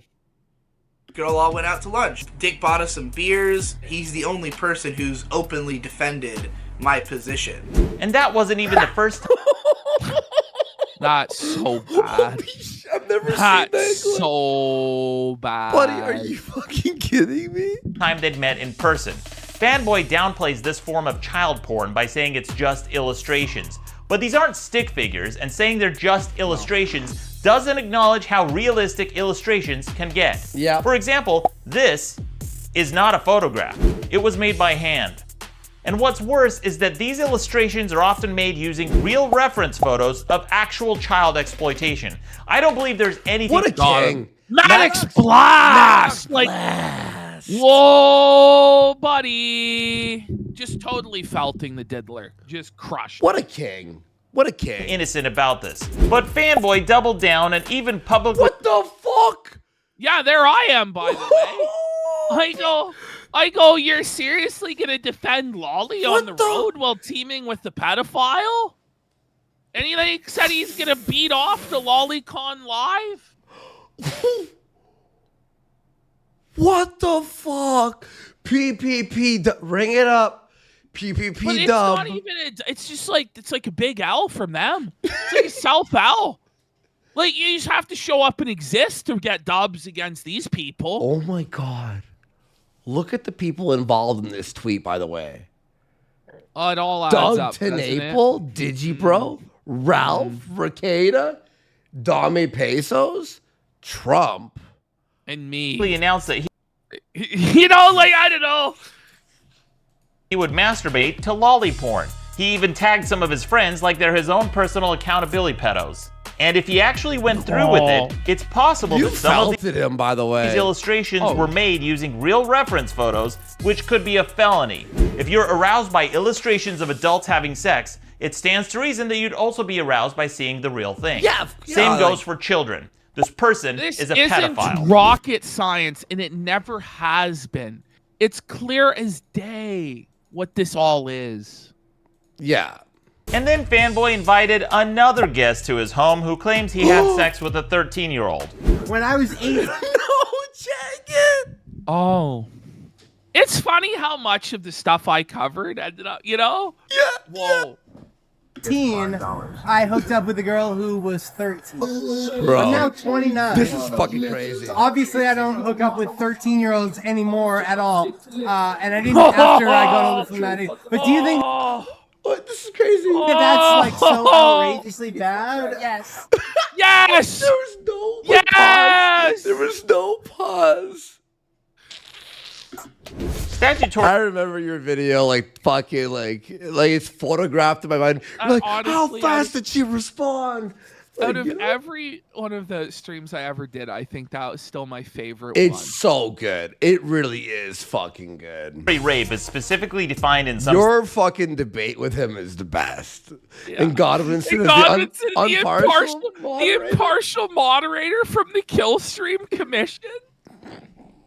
I remember, but he was so partial to you. Well, that was the whole thing. Is I know. He's like, we just have to set up the rules, and then when we start breaking them, his mind won't be able to handle it due to autism. Oh man, you're a cold-blooded fuck. You know, It was so good, dude. Oh shit. States as having sex with a 13-year-old with harsh penalties when the age difference is 5 years or older. And when confronted about it, here's what Fanboy said. I just know I have never been a pedophile or a rapist. And you really don't sound like you don't think I did anything wrong. No, I don't really care about the 18 or the 13 thing. The only person I've ever known to have this take, ever. You asked, they asked like fucking 50 people in the street. They all had a problem with it. But oh no, not the diddler. Not Diddler Dax. He loved it. Oh no. I mean, it's not my kid. I don't fucking care. And then there's Fanboy's. Whoa. That line is the kill shot. I mean, it's not my kid. I don't fucking care. Great. Lock him up under the No, fucking seriously, prison. Like, are you the kidding me? motherfucker up. It's unbelievable. By the way, people are asking where they can see that. If you go to my Odyssey, like it's the People's Populist Press Odyssey, you can watch pretty much every video I've ever made. There's like, I think 2,000 uploads. Just scroll down. Hit the search. There are playlists, but so it's very well organized, actually. There's like a Chagget playlist where you can watch all of them. And I highly recommend that the one one's too. on BitChute. Why did you ban me, Andy? The Starfish video is on BitChute. I thought you asked like, if I banned you. I'm like, what? It's like a not safe for life, though. So I don't even know if you can still watch that on BitChute, but.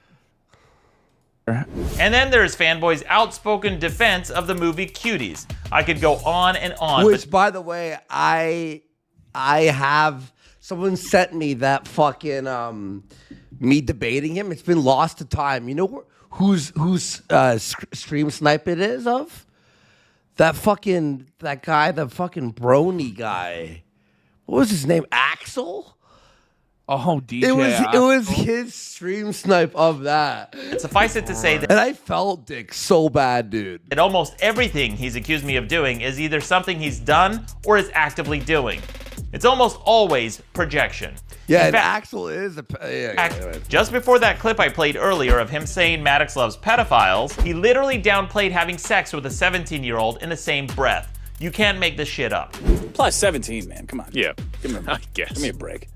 All right, here's Maddox loves. There's the supercut of Maddox loves pedophiles. Thankfully, the majority of my fans realized that I haven't talked about the smear campaign in part because it became a legal matter, as you'll see shortly.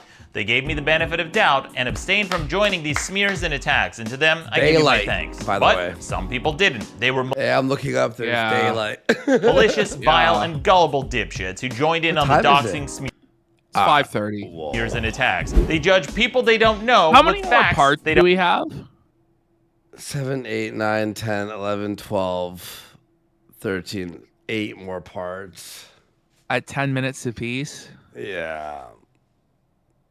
We're going to have to probably call it at some point. We're going to go as long as we can, but I do want to give the material like justice, you know what I mean? Yeah, So- that's why. Don't All right, have. We'll go another hour. Yo, Flaked, while you're here, bud. While you're here, yeah, so this video we're doing right now is really important that this edit is done with fucking oomph, you know? Also, we're trying to get Maddox on as a guest.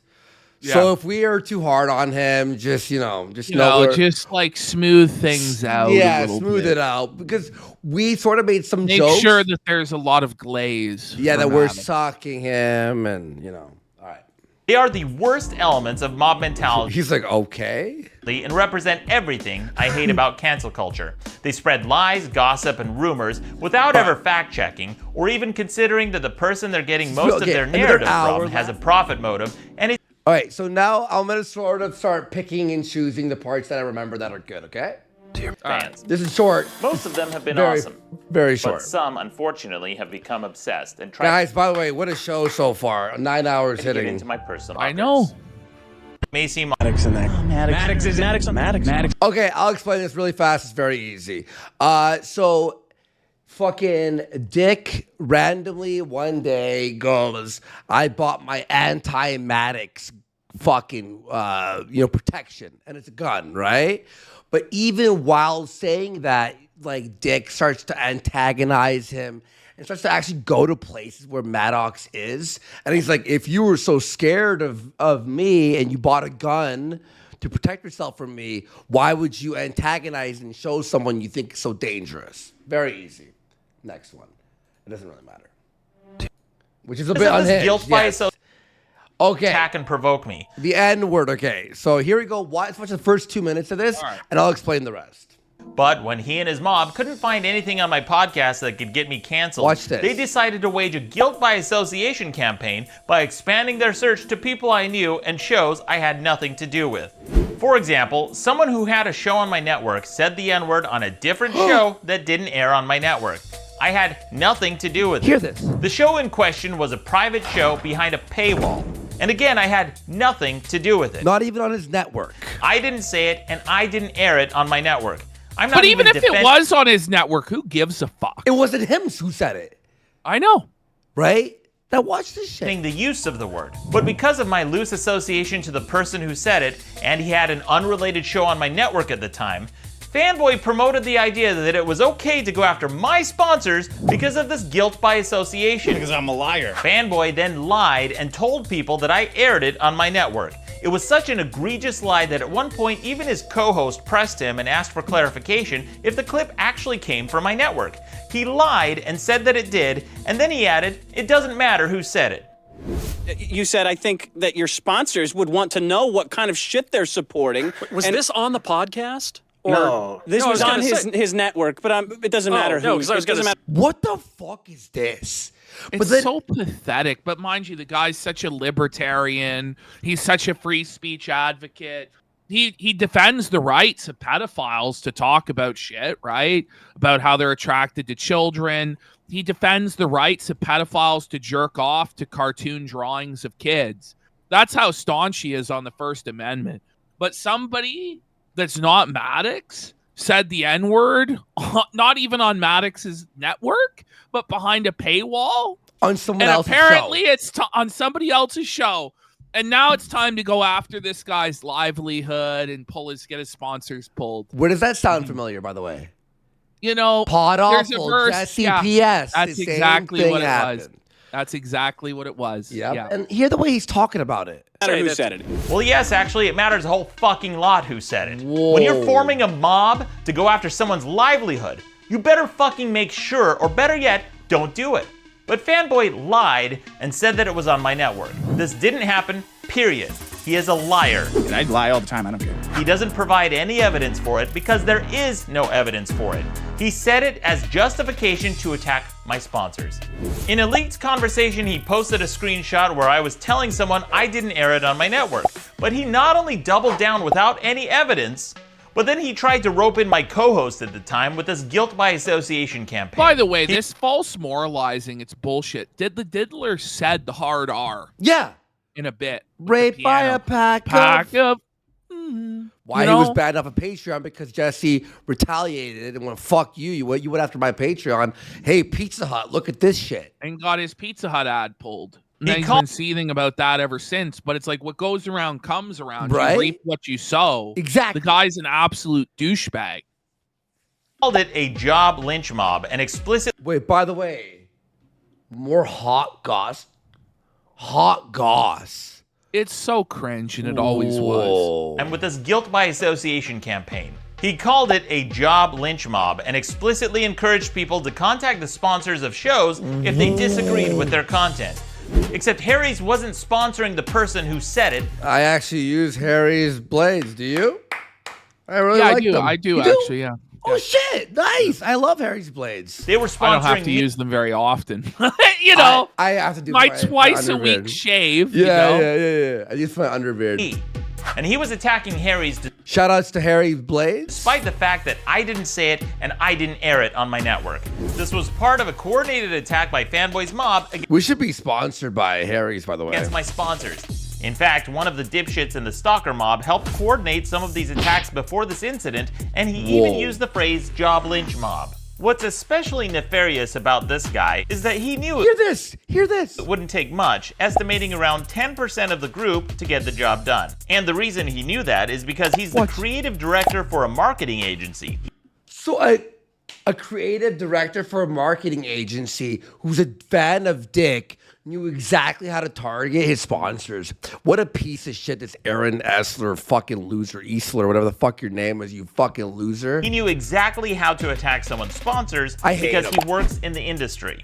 And unfortunately, these attacks worked. Harry's dropped me as a sponsor based on the stalker's lies. Fanboy went on and on about how horrifying it was that someone would use the N-word and even likened it to vandalism of your personal property. If somebody comes over to your house and writes, "Hey asshole" on it, do whatever the fuck you want to them. Do what, because do is the most that you can do under the law. That's why the law is there. Are you joking me? Now, we're going to stop on this segment here. Getting somebody fired. It's like vandalism. The N-word's like vandalism. We should use the law. I really don't like Dick. Dick Masterson's really a piece of shit. So the rest of this video, I'll just explain real quick. What he does, he brings up like the people that Dick has associated with, like fucking a Richard Spencer and like people like that, right? He'll bring it up, and he brings it up specifically to be like, if he's so against the N-word and got me banned or like my sponsor removed, Why is he hanging out with Stefan Molyneux and this guy and Nick Fuentes? I think it's kind of turnabout his fair play on it is the way he's looking at it. Because if you're going to do guilt by association to get my sponsorship pulled, well, then I'm going to turn around and do the same fucking douchebag move to you and everybody you've ever had on as a guest. Well, what about this statement? Well, what about this? Well, what about that? Right? Yes, exactly. So if you can play at that game now, it is kind of cringe to do the cancellation bullshit, but the diddler did it first. Yeah, but he's explaining this in the way of like, why the fuck is he so offended by the N-word if so and so and so? But I'll move on from that. But you don't even need to do that because the guy said it himself. Exactly. Oh yeah, and he shows that also. But a lot of it is uncensored, and for not being banned off Kick and for TOS reasons, we're gonna move on from that. Okay. Yeah. And also, you guys get the point. Okay, because who cares? Maddox. And we have to finish this fast, so. These were women. Oh, the rape. Are you ready for the rape list? Here we go. It's time for the rape list. By the way, he called this on YouTube the rape list. Yikes. Maddox in that. Oh, Maddox. Have fun censoring this flaked, by the way. Maddox. At one point early on in all of this drama, Fanboy's followers made a list of women who they thought should be raped and left for dead. Or to be specific, these were women. This is fucked. Who they would why? But why? I don't know, because Dick's insane. Laugh and smile about if they were brutally raped and left for dead.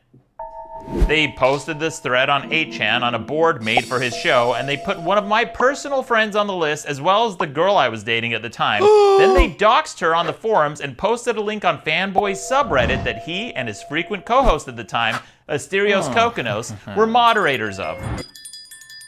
He needs to be banned off the world.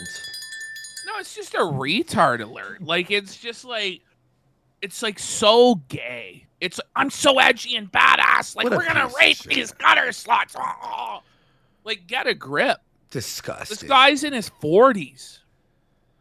This was part of the reason I decided to finally release my first and only significant public statement after months of slander and obsession, way back when I first cut ties with this stalker, and even then it was only a short 3.5-minute video. At this point, we need to go over a quick timeline of events so things will make sense in chronological order, because some of the stuff happened back in 2016, which seems insane to still be... Do we have to watch the rest of this video? Because Dick says it's not true, but then he receipts it all and shows that it's true. It's totally true. No, you can watch this whole video because it's like 15 minutes of him explaining why it is true. It's on YouTube. You can search it. I'm not taking it out of context. He just battles Dick on the is it true, and he fully proves it. You want to see it? Okay, I'm gonna start playing. I have to take a piss, so I'll just... We got it. All right, hit play and go. And then I'll take a piss, but honestly, he's already explained. Talking about. But that's exactly what this is. Insane. I've never had a stalker this obsessed, and half a decade later, here we are. So, here's how it got to this point. Fanboy was caught lying and talking behind my back in May of 2016. The podcast ended 4 days later when he went on vacation instead of recording the final episode. A few days later, Randy gave me the go-ahead to transfer the feed. Then Fanboy falsely claimed I deleted the website.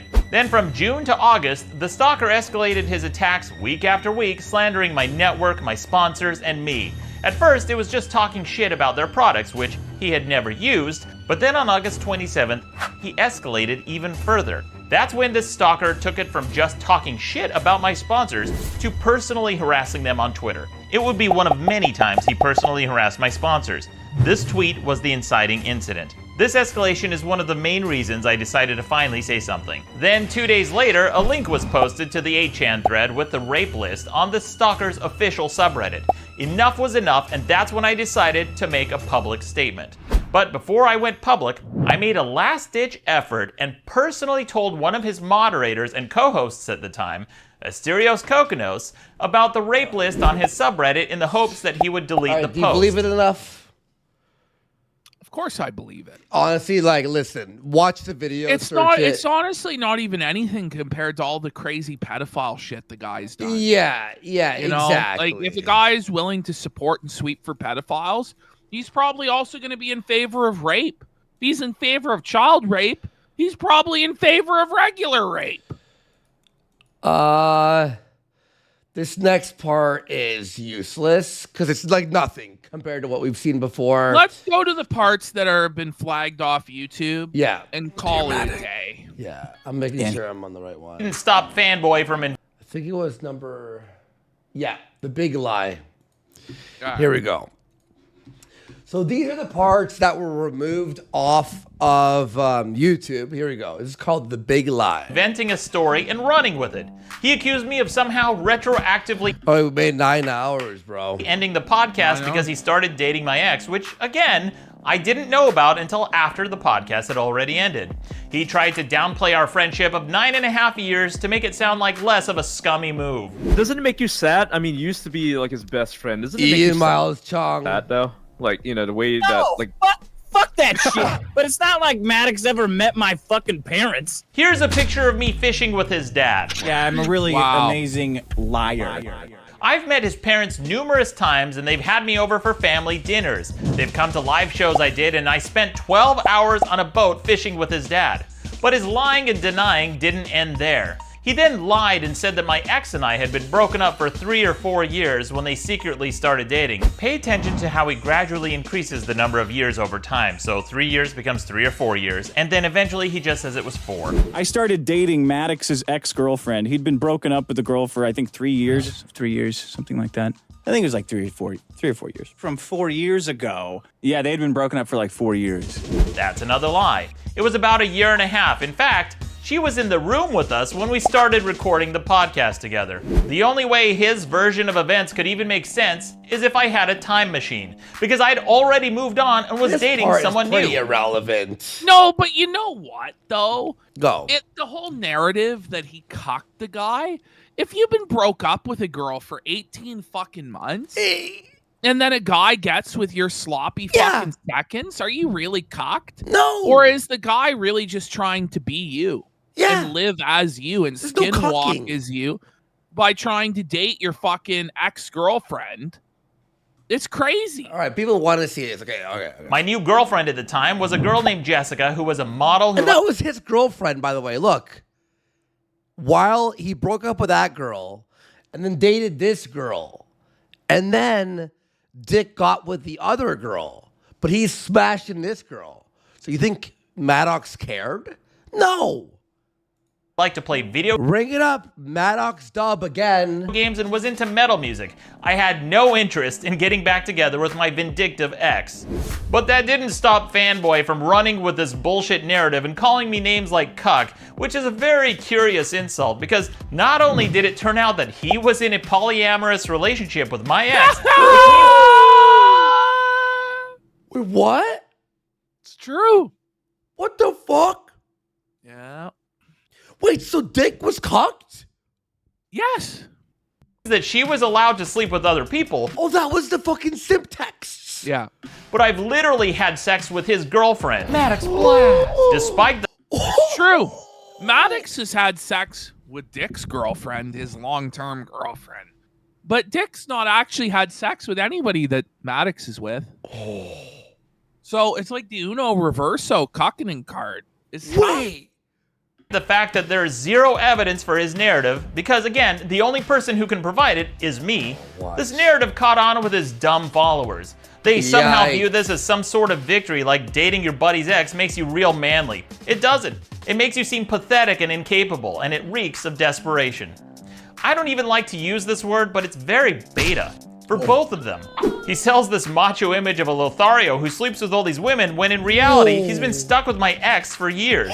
Winners go home and fuck the prom queen, not the supposed loser's ex. It's incredibly funny to think about because I could literally create a Venn diagram of all the places my penis and his mouth have been. Oh! Found it! Oh, buddy, that's brutal. Boom!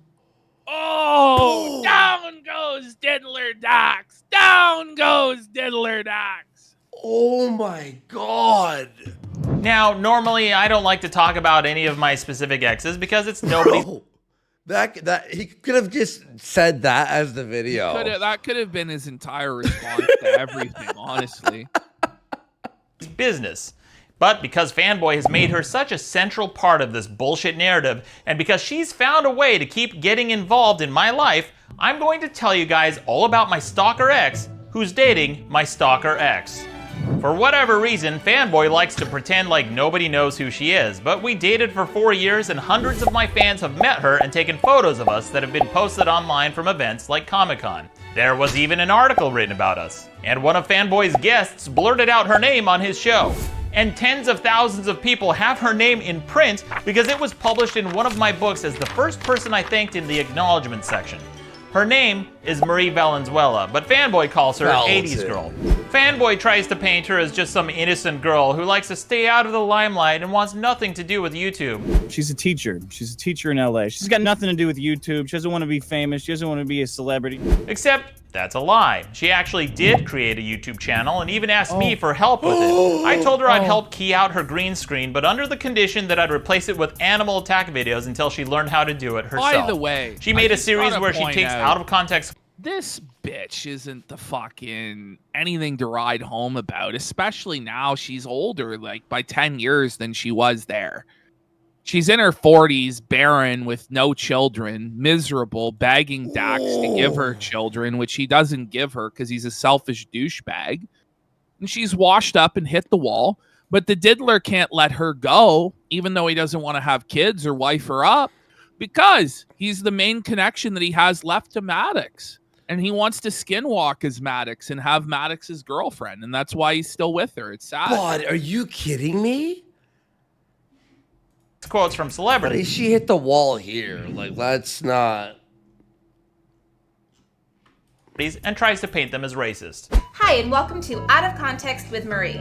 I've been watching a lot of Man vs. Food lately, and I noticed that the host says a lot of things that could be considered racist when taken out of context. That's exactly what I've done. Enjoy. During our 4-year relationship, we broke up around 6 times. And sometimes at the end of a relationship, I like to write the girl I dated a thank you letter. Where okay, that's fucked, man. Well, well, what do you mean? What do you mean, Maddox? Maddox, Sim! Look, no, Maddox, look. You got a dub, but this is questionable. I'll be real here. Oh, shit, the sun's fucking I thank them for the good times and wish them well to try to leave things on a positive note. I wrote her one such letter during one of the many times we broke up, and it's something that I think everyone should do if things end amicably, which at the time... Don't do that, okay? It's his own personal choice, but I, I would whatever. advise against it. Well, maybe because he's, he's known online, so in his mind, he's like, I gotta be as nice as possible in like a goodbye letter, so they don't come back and like dox or texts and shit. Maybe it's like that. Maybe that's why. There's nothing really in the letter. It's just a bunch of sappy shit, and it's nothing I intended to make public because I shared it with just her. Well, it turns out that letter must have really meant something to her because she kept it. And then she shared it with Fanboy for the purpose of harassment and humiliation. Dick Masterson. Wait, has he ever had a hairline? No. Then Fanboy took my private letter written years ago and tried to use it as some sort of proof that I'm not over my ex. So let's follow this logic here. She hung on to this physical letter years after our breakup. Then she shared it as a vindictive attempt to get back at me, and I'm the one who hasn't moved on. Got it. After she gave my letter to the stalker, he then took my letter and started charging money to read Well, people on chat are saying, no, always smooth things over, yeah. it to people. Yes, apparently my writing is so sought after that even a paragraph I wrote years ago is more popular than anything he's ever written. Fanboy took the letter out of context and mischaracterized it as a get back together with me letter, which it wasn't. Whoa. But that didn't stop him from hyping it up for months because he doesn't have any other content, brand, or identity without me. He's a bottom feeder who spends his entire life reliving the glory days he had with me, like a poor man's Al Bundy, who he also happens to steal jokes from. Even though this letter isn't the pathetic get back together with me letter that he wanted it to be, wouldn't it be funny if that letter existed? A sad, sappy, get back together with me letter written by an ex who hadn't moved on. Wouldn't it be funny if that letter existed? Well, it does. Only I didn't write it. She did. Ooh, felt. This is the face of a man who knows he's right. He's got the checkmate. He's got the nut flush. And it's I wonder over. why they flagged this down. My ex, Marie Valenzuela, wrote a letter to me after she found out I started dating someone new, trying to get back together with me. No! And her letter... So Dick's girlfriend still secretly pines for Maddox. Yeah. I wonder if she's ever, well, Dick's in her. Oh, Maddox. Oh, maybe that's why Dick's so upset. Oh, George. Guys, could I just say for YouTube people, it's 5:50 in the morning. We've been going for 9 hours. 9 hours and 20 minutes. And look at the chat. Everyone, say hi to YouTube. This is still our chat. 9 hours and 20 minutes. Put the fucking dick face. You're all just putting the fucking dick face. Do it. This is what we've been looking at for the last fucking 3-4 hours. We've been doing this segment. Say hi, YouTube. Say hi, Matt. I'm sorry. Hi, Dax. Mad Dax. We called you. That's a crazy chat for at this time. Okay. Well, all right. Let's keep going. Is timestamped because it's an email. Maybe I'll start touring the country with it and violate her confidence like she did mine. You should. Maybe I'll hype it up for months and then charge money to have it performed on stage. Aww. Or maybe I'll just read it to you right now for free. Let's go! Without further ado, here's the letter that was sent to me on February 5th, 2015, and we'd only been broken up for 1 year and 3 months when she sent this letter, not 4 years like Fanboy was claiming.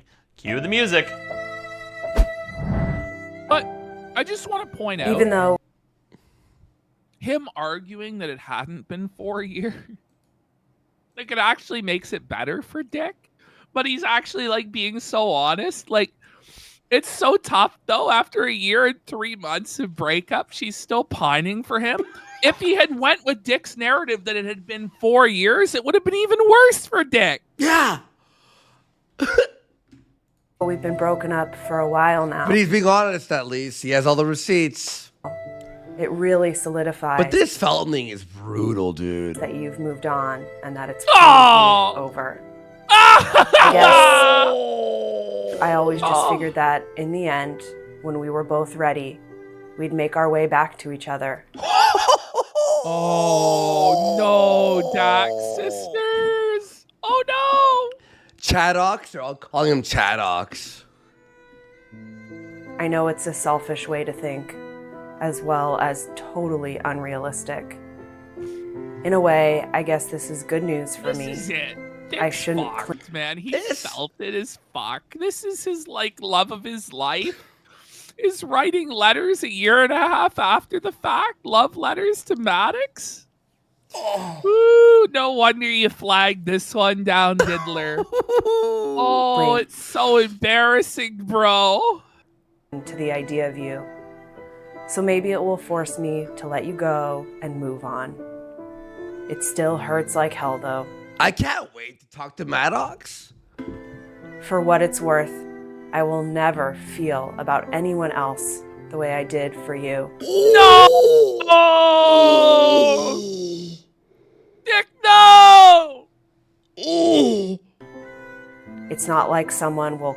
Hang on. I gotta for the fucking YouTube people, you've gotta see what's happening in chat here. This is so amazing. At fucking, like, after 9.5 hours of show, dear...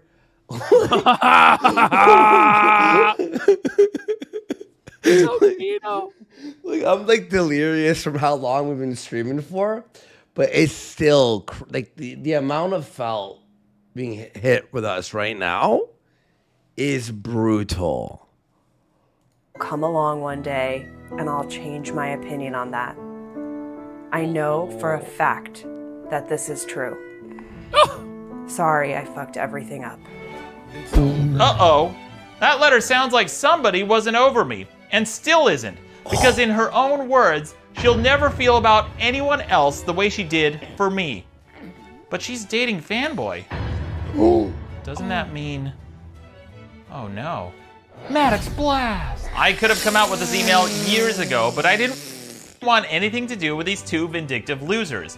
Sometimes people have to learn the hard way to fuck off. If there were an award given for self-restraint, You know not what? sharing this email... In this moment, he really deserves that crowd. Yeah. You know what? No other point did I really think he deserved. But now I'm like, you know what? Coronate him. Yeah. His King Maddox We has bow. melted the diddler, you know? We bow. We honestly bow, bro. Oh, man. Like that may be one of the harshest feltonings. How Dick got away with it for so long. now would have earned me the Nobel Prize. It's really sad if you think about it, because it sounds like she was using Fanboy to get back at me. There's a word that gets thrown around a lot when a woman uses a guy to get to another guy. And there's a lot more to the story, like the time she texted me a few months after she sent this email asking me to go to Mexico with her, again, knowing I was in a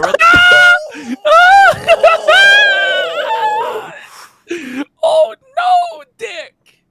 This is ruthless. Oh, he's going in with no lube. It's rough. Fucking right in the A, bro. Oh, he's felted for five subs. Let's go. relationship, or the time that she had a package delivered to my house to have an excuse to come over, or the... Pardon me? That you always felt and thank you everyone for being here. Holy fuck. She did Wait what a now? minute. Did he bend her over with diameter? He probably fucking...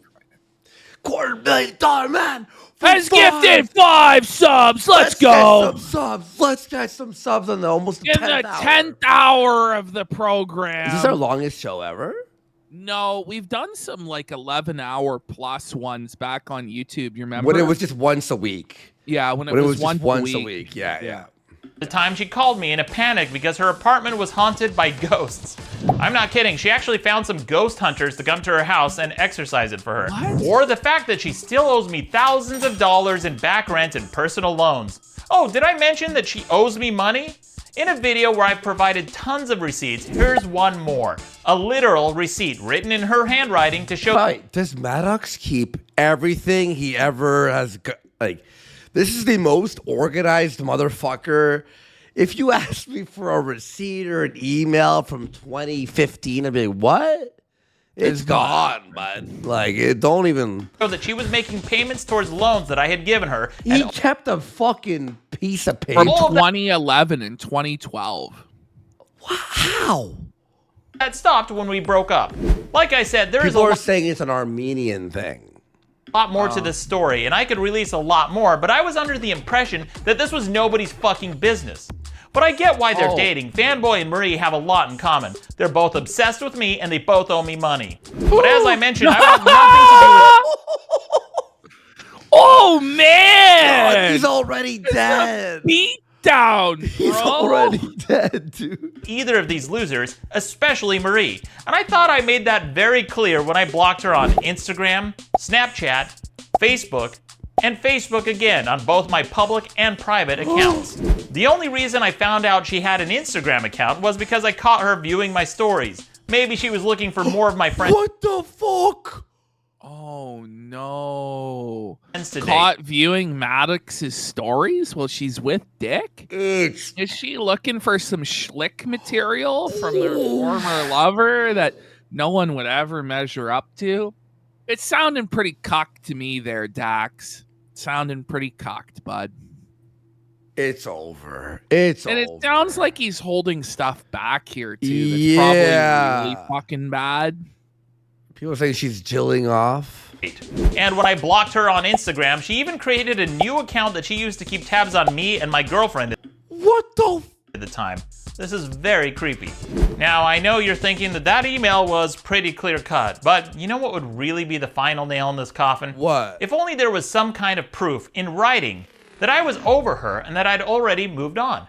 Like, I don't know, some kind of time-stamped letter telling her that we could be friends only if she's okay with the fact that I'm dating someone new. Oh, no. That's tough. That would be really damning, wouldn't it? If only I had such a letter. Well, you knew this was coming. The very next day, I responded to her sob story email and I said, you have to be honest with yourself and with me. If you can't get past the fact that I'm dating someone new, then it will take you some time before we can normalize our friendship. So this means Fanboy's entire narrative, all of it, all of his smears, his excuses for being a scumbag, and his constant and gratuitous attacks. Buddy, this was a rapening. The stalking and holy like, fuck. It's just domination. Just savaged him. By the way, someone said this is so true. There's a lot of letters involved, aren't there? You know, this guy's was harassment and everything that's been said and done to try to justify the harassment. All of it was based on a lie. All of it. I am a manipulative prick. I know I have that in me. People shouldn't have to release private emails, texts, and transcripts to clear their name of slander. None of this is anyone's fucking business. But if somebody becomes obsessed and makes it their business model to slander you, or an obsessed ex keeps trying to... Okay, we have one more that was blocked off of YouTube, and then we're done. Okay. And you can watch the last two parts. It's really like... It came at the... How do you even fucking, like, top that, for real? All right, here we go. Asterios is a self-proclaimed male feminist. So surely, a male feminist would step in and do the right thing. Surely not. Surely not. He's a male feminist working at the Dick Show? What? The link to a rape list on a forum he was a moderator of, right? Wrong. He not only didn't delete the link to the rape list, but he doubled down and even promoted Fanboy's show with his likeness, making over 47 appearances. Great, it's all fun and games until a dyslexic girl is raped. I don't think we could top that. Wow, what a feminist. So, after I exhausted all my options and 2 days after I pleaded... Is there even a point for this one? What is this one? I don't even... Oh, wait, this is... Oh, sorry. I think you put in the wrong one. You went back to the rape list. Wait, but why is... But how did that happen? It's out of order for some reason. Go to... What is... That's why I was like, wait, what? Is it 12 that you want? Yeah, sorry, guys. It just... I was like confused. Maddox in that. Maddox. Thanks, Zombie Sam. When my vindictive ex shared... Yeah, appreciate it, Zombie Time. And then, completely unprovoked, Murray escalated Fanboy. It came at the heels of months of slander and harassment by him and his hate mob. And then, completely unprovoked, Murray escalated her attacks and involvement by actively providing content for him and the mob. Finally, one day out of frustration, unbeknownst to me, Jessica, the girl I was dating at the time, called Murray's school to let them know of her involvement in this harassment campaign. I didn't put her up to it, and I had no idea she was doing it, but I empathized with her because she was dealing with constant threats, doxing, and harassment. While I wouldn't have called the school, and I only found out after the fact... But you know what? Dick Masterson's totally okay with going after people's jobs, their places of employment, their businesses, their livelihood. So why should he cry when it happens to Marie or happens to him, right? Exactly. He's totally cool with it when it happens to Eric July and when it happens to Maddox. I know that that's wrong to contact fucking Marie's school, but when you play stupid fucking games like this, Dax, you win stupid fucking prizes. Mm-hmm. You guys escalate it time and time again to real life when it doesn't need to go there. Sympathy for you open Pandora's box. Yeah. Don't be afraid what comes out. Jessica, because nobody deserves the abuse she received. She was under duress from the escalating threats and harassment from the stalker and his mob, and her name and contact information was posted on the rape list. So she was understandably the rape list. And tired of it and wanted it to stop. There is no perfect way to handle a harassment campaign. What would you do? How would you respond to these types of attacks? It's easy to judge someone and imagine scenarios with how you might have handled it differently when you're not the one being targeted and threatened on a daily basis. She didn't have that luxury. Jessica later told me that her goal wasn't to get Marie fired. She just wanted a counselor to speak to her to get this harassment to stop. In fact, she said as much in her one and only phone call. She said that Marie and Fanboy released our private information on his public podcast, which is true. She found that the California Code of Education forbids the type of conduct that Marie... Wait. You're a teacher and you're doing this shit? Well, that's the thing, right? Pardon me? ...was engaged in. Now, I'm no expert. Are you fucking insane? But I would guess that releasing your ex's private letter and details for the purpose of harassment and being part of a hate mob led by a vindictive stalker to fuck with your ex falls under the category of unprofessional. So whether or not you think Jessica should have called, and I don't, Marie's behavior was clearly inappropriate. But the next thing that happened was insane. Marie filed for a restraining order against Jessica, which I believe was punitive for reasons you'll see in a moment. Yes, the people doing the harassing filed a restraining order against the people they harassed, based on one phone call where no threats were made. What? The next thing that happened was a string of bad luck and anomalies. Jessica showed up to court on the date that was listed. They didn't, so the case was dismissed. And that's where the story should have ended. But the court said they made a mistake and they set up a second date when Jessica didn't have a lawyer. She was told that if the other side has a lawyer and you don't, they'll win. And that's exactly what happened. The court granted a 3-year restraining order against Jessica based on one phone call. There are stories of women who have shown up battered in court who aren't granted such aggressive restraining orders. You know? And maybe the reason it was granted was because Marie lied in court. While under oath, Marie said that she had no affiliation with Fanboy's show. She even emphasized it by saying, Listen, this shouldn't even be fucking happening. Like, this is bullshit internet drama. It's so lame. Like, the fact that it happened and goes to court and, like, that's like, lawsuits like Maddox did and all this. It's just really, really cringe and gay. It just is. 0. That's weird, because she definitely provided content for him by releasing my private letters, which she directly profited from because they lived together and he charged money to read it. And she clearly contributes to the show because here's a tweet where the two of them found an interview I did, watched it together, and then Marie suggested clips for Fanboy to use on his paywalled bonus episodes. Everything aside, this is extremely creepy. My ex-girlfriend found this interview I did in 2019. At the time, we'd been broken up for 6 years. So over half a decade later, my ex is This needs to stop. still finding clips of me on the internet. So fucked. Like, They're let it twisted. Like, let it go. It's been so many fucking years. And obsessively commenting on them. Imagine if your ex was doing this to you over half a decade later. She's like a dump you can't flush. I've taken shits that have taken fewer flushes to dump than Marie. You shouldn't have to block your ex 5 times and make a 2.5-hour long video for your ex to leave you alone. Seriously? But her involvement doesn't stop there. Fanboy regularly uses her to market and promote his show, despite his claiming not to. And her involvement goes deeper than that because she joined Fanboy's official Facebook group in 2017, around the time of the restraining order, before the group was eventually shut down for harassment. This was the Facebook group that was used to dox me and my sponsors, as well as one of the places the hate mob used to coordinate threats and attacks against me and others. She's even appeared at live events where she bought drinks for patrons, received fan art, and even signed autographs, which is a bizarre thing to do for someone who allegedly wants to stay out of the limelight. Do people who have zero affiliation normally sign autographs for shows they have zero affiliation with? That's weird.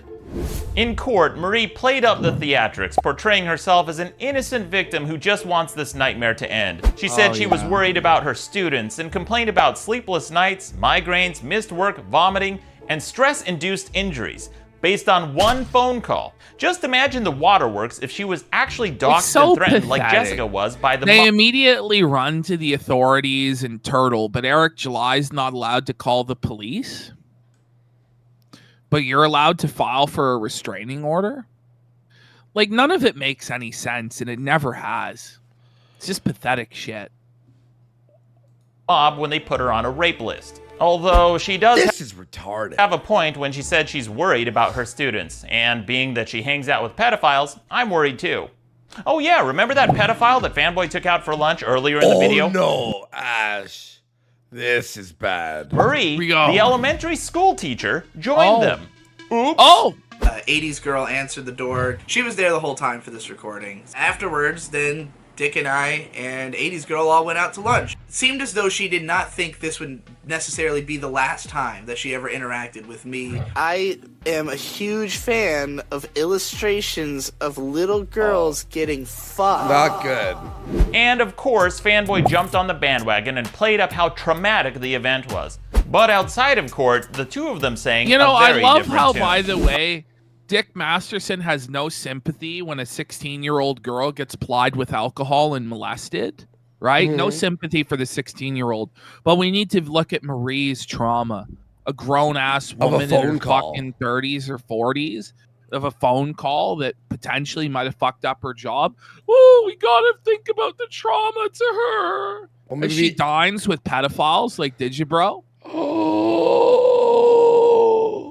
Outside of court, Fanboy turned Hey, the Dick, throwing stones from a glass house ain't really a smart idea, you fucking retard mongoloid. Dumb fuck. restraining order into a big spectacle and made a mockery of it. Maybe if you just fucked off and did your own show with your pedophile co-host, we'd leave you alone. But now you basically like made us go like, what the fuck are you doing here?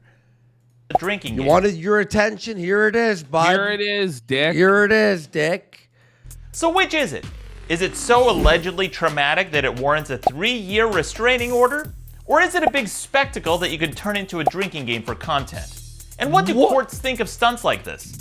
Do judges usually respond favorably to people using the legal system for content on a podcast? What the? Is it normal for victims of an allegedly traumatic event to make a mockery of the law by turning it into a drinking game?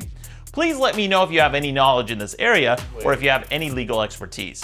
What? Then, after Marie lied in court, Jessica was slightly relieved because getting a restraining order goes both ways. You can't contact the person it was granted to, but they're not supposed to contact you either. A restraining order is supposed to be used as a shield to defend yourself against stalking and harassment, not as a sword to attack the party you got it against. But that's exactly what they did. Fanboy almost immediately used the restraining order to incite his hate mob by lying and exaggerating about what happened. For example, the week of June 19th, 2017, Fanboy did a podcast about the restraining order and lied, saying that Jessica called multiple schools to make it sound worse than just one phone call. Called that school, called a number of other schools up and down the No, chain. she didn't. Called that school. Bullshit. Called that school the school where she worked. Wow. Called the school that feeds into that school. Calling school one school next school. What a next lying sack of shit. school. Sure. To make his people just attack them? Fanboy's co-host. Where at the is time, that in the Mysterious court Kokonos, transcript? Got it Yo. It can't be found in the court transcript. on the slander and amplified this false claim. And again, I can't stress this enough. This is 100% false. Maddox's girlfriend contacted every school in Los Angeles with a certain name until she found the school that my friend Dax's girlfriend worked at. They are both liars. And if you want proof, here's the official transcript from the school itself, Exactly. where it says clearly that she made one phone call and it was transferred. In fact, the school's coordinator who took the actual call said it under oath. But not satisfied with the judgment received in Marie's favor, Fanboy sought to use the restraining order as a cudgel to encourage his hate mob to attack Jessica further. And that's exactly what happened. the fuck? Shortly after Fanboy's What is over-the-top wrong with posturing this about guy? how He's twisted. allegedly traumatic this event was, one of his longtime followers sent Jessica death threats. Out of curiosity, I clicked on one of the profiles to see why they were attacking Jessica. And surprise, surprise, the first thing I saw when I clicked on this person's Facebook page was a link to Fanboy's episode where he talked about the restraining order. So there you have it, a direct causal connection between what he said and the It's threats over. she received. So if there was any doubt as to why these threats were made, here's the smoking gun that this person was directly motivated to attack her after listening to the lies and slander on Fanboy's podcast. And of course, Fanboy tried to claim that this was one of my fans, but when I clicked on this person's Twitter page to block him, he had me blocked. And when I checked incognito, not only did he say he's known Fanboy since 1998, but they follow each other on Twitter. And he regularly posts in the Hate Mob subreddit, and he even donates to Asterios' Patreon page. So we know who he's a fan of. Case closed. And as if the threats he incited weren't bad enough, Fanboy has contacted Jessica at least a dozen times on Twitter since the restraining order. And that's not counting the constant attacks and private messages sent to her by his hate mob. And if you needed any more evidence that this restraining order was total vindictive bullshit, Fanboy literally begged Jessica to unblock him on Twitter and to call him after the restraining order so he could communicate with her. Since Fanboy lives with Marie and does his show from his home, he's literally asking someone Marie got a restraining order against to call into her home. If one phone call to her school caused vomiting, migraines, and whatever, I can only imagine what Marie must be feeling that her own boyfriend is inviting her alleged harasser to call into her home. When you get a protective order against someone, that means you don't want any further contact. It doesn't mean you keep bothering them with impunity. Who's harassing who again? I'm no expert in law, but this doesn't seem like it should be legal. If you can help with this, please contact me. And speaking of the law... Listen. All right. There's two more parts, but you can watch it on your own time, but I think we've covered the most relevant parts. Yeah. You can see the parallels are clear between the way Dick Masterson acted towards Maddox, the way he's acted against Eric July. He's just a scumbag through and through, and I'm glad that this stuff is finally coming to light, and he can't hide from it anymore. And one thing I will say, I guarantee, is likely, this video will be flagged down. Yeah. This stream probably on Kick, they're going to aggressively flag it. They're going to aggressively flag the YouTube clips as well. But we are going to do everything to comply with the TOS, and I think they'll be unsuccessful in their attempts. Yeah. But don't be surprised, because the guy is bitch-made, thin-skinned as fuck, and a little pussy bitch. Yeah. So Now don't be let's do a opening for this, I think. For the Didn't we clip do channel. one? Well, I mean, did we? Proper. Well, let's just say hit like and share. Or did All right. we? I think we should. I think we should. All right. Everyone, we just did, what is it, 3-4 hour segment? Yes. We're 9 hours and 45 minutes into our show. It is 6 a.m. here. It's morning time here, as you can see. We just did this Maddox video, guys. Strap in. Give it a chance, because there's just so much to it. There's just so much lore, so much that people haven't given proper consideration to. And the parallels that run throughout it of how Dick Masterson has treated Eric July versus Maddox are very compelling. We see this guy's playbook. We see he's a scumbag. We see he's a narcissist. We see that he's jealous and petty and bitter. And it all really comes together with a shiny bow on it. So please give it a watch. Smash like on it. Share the video.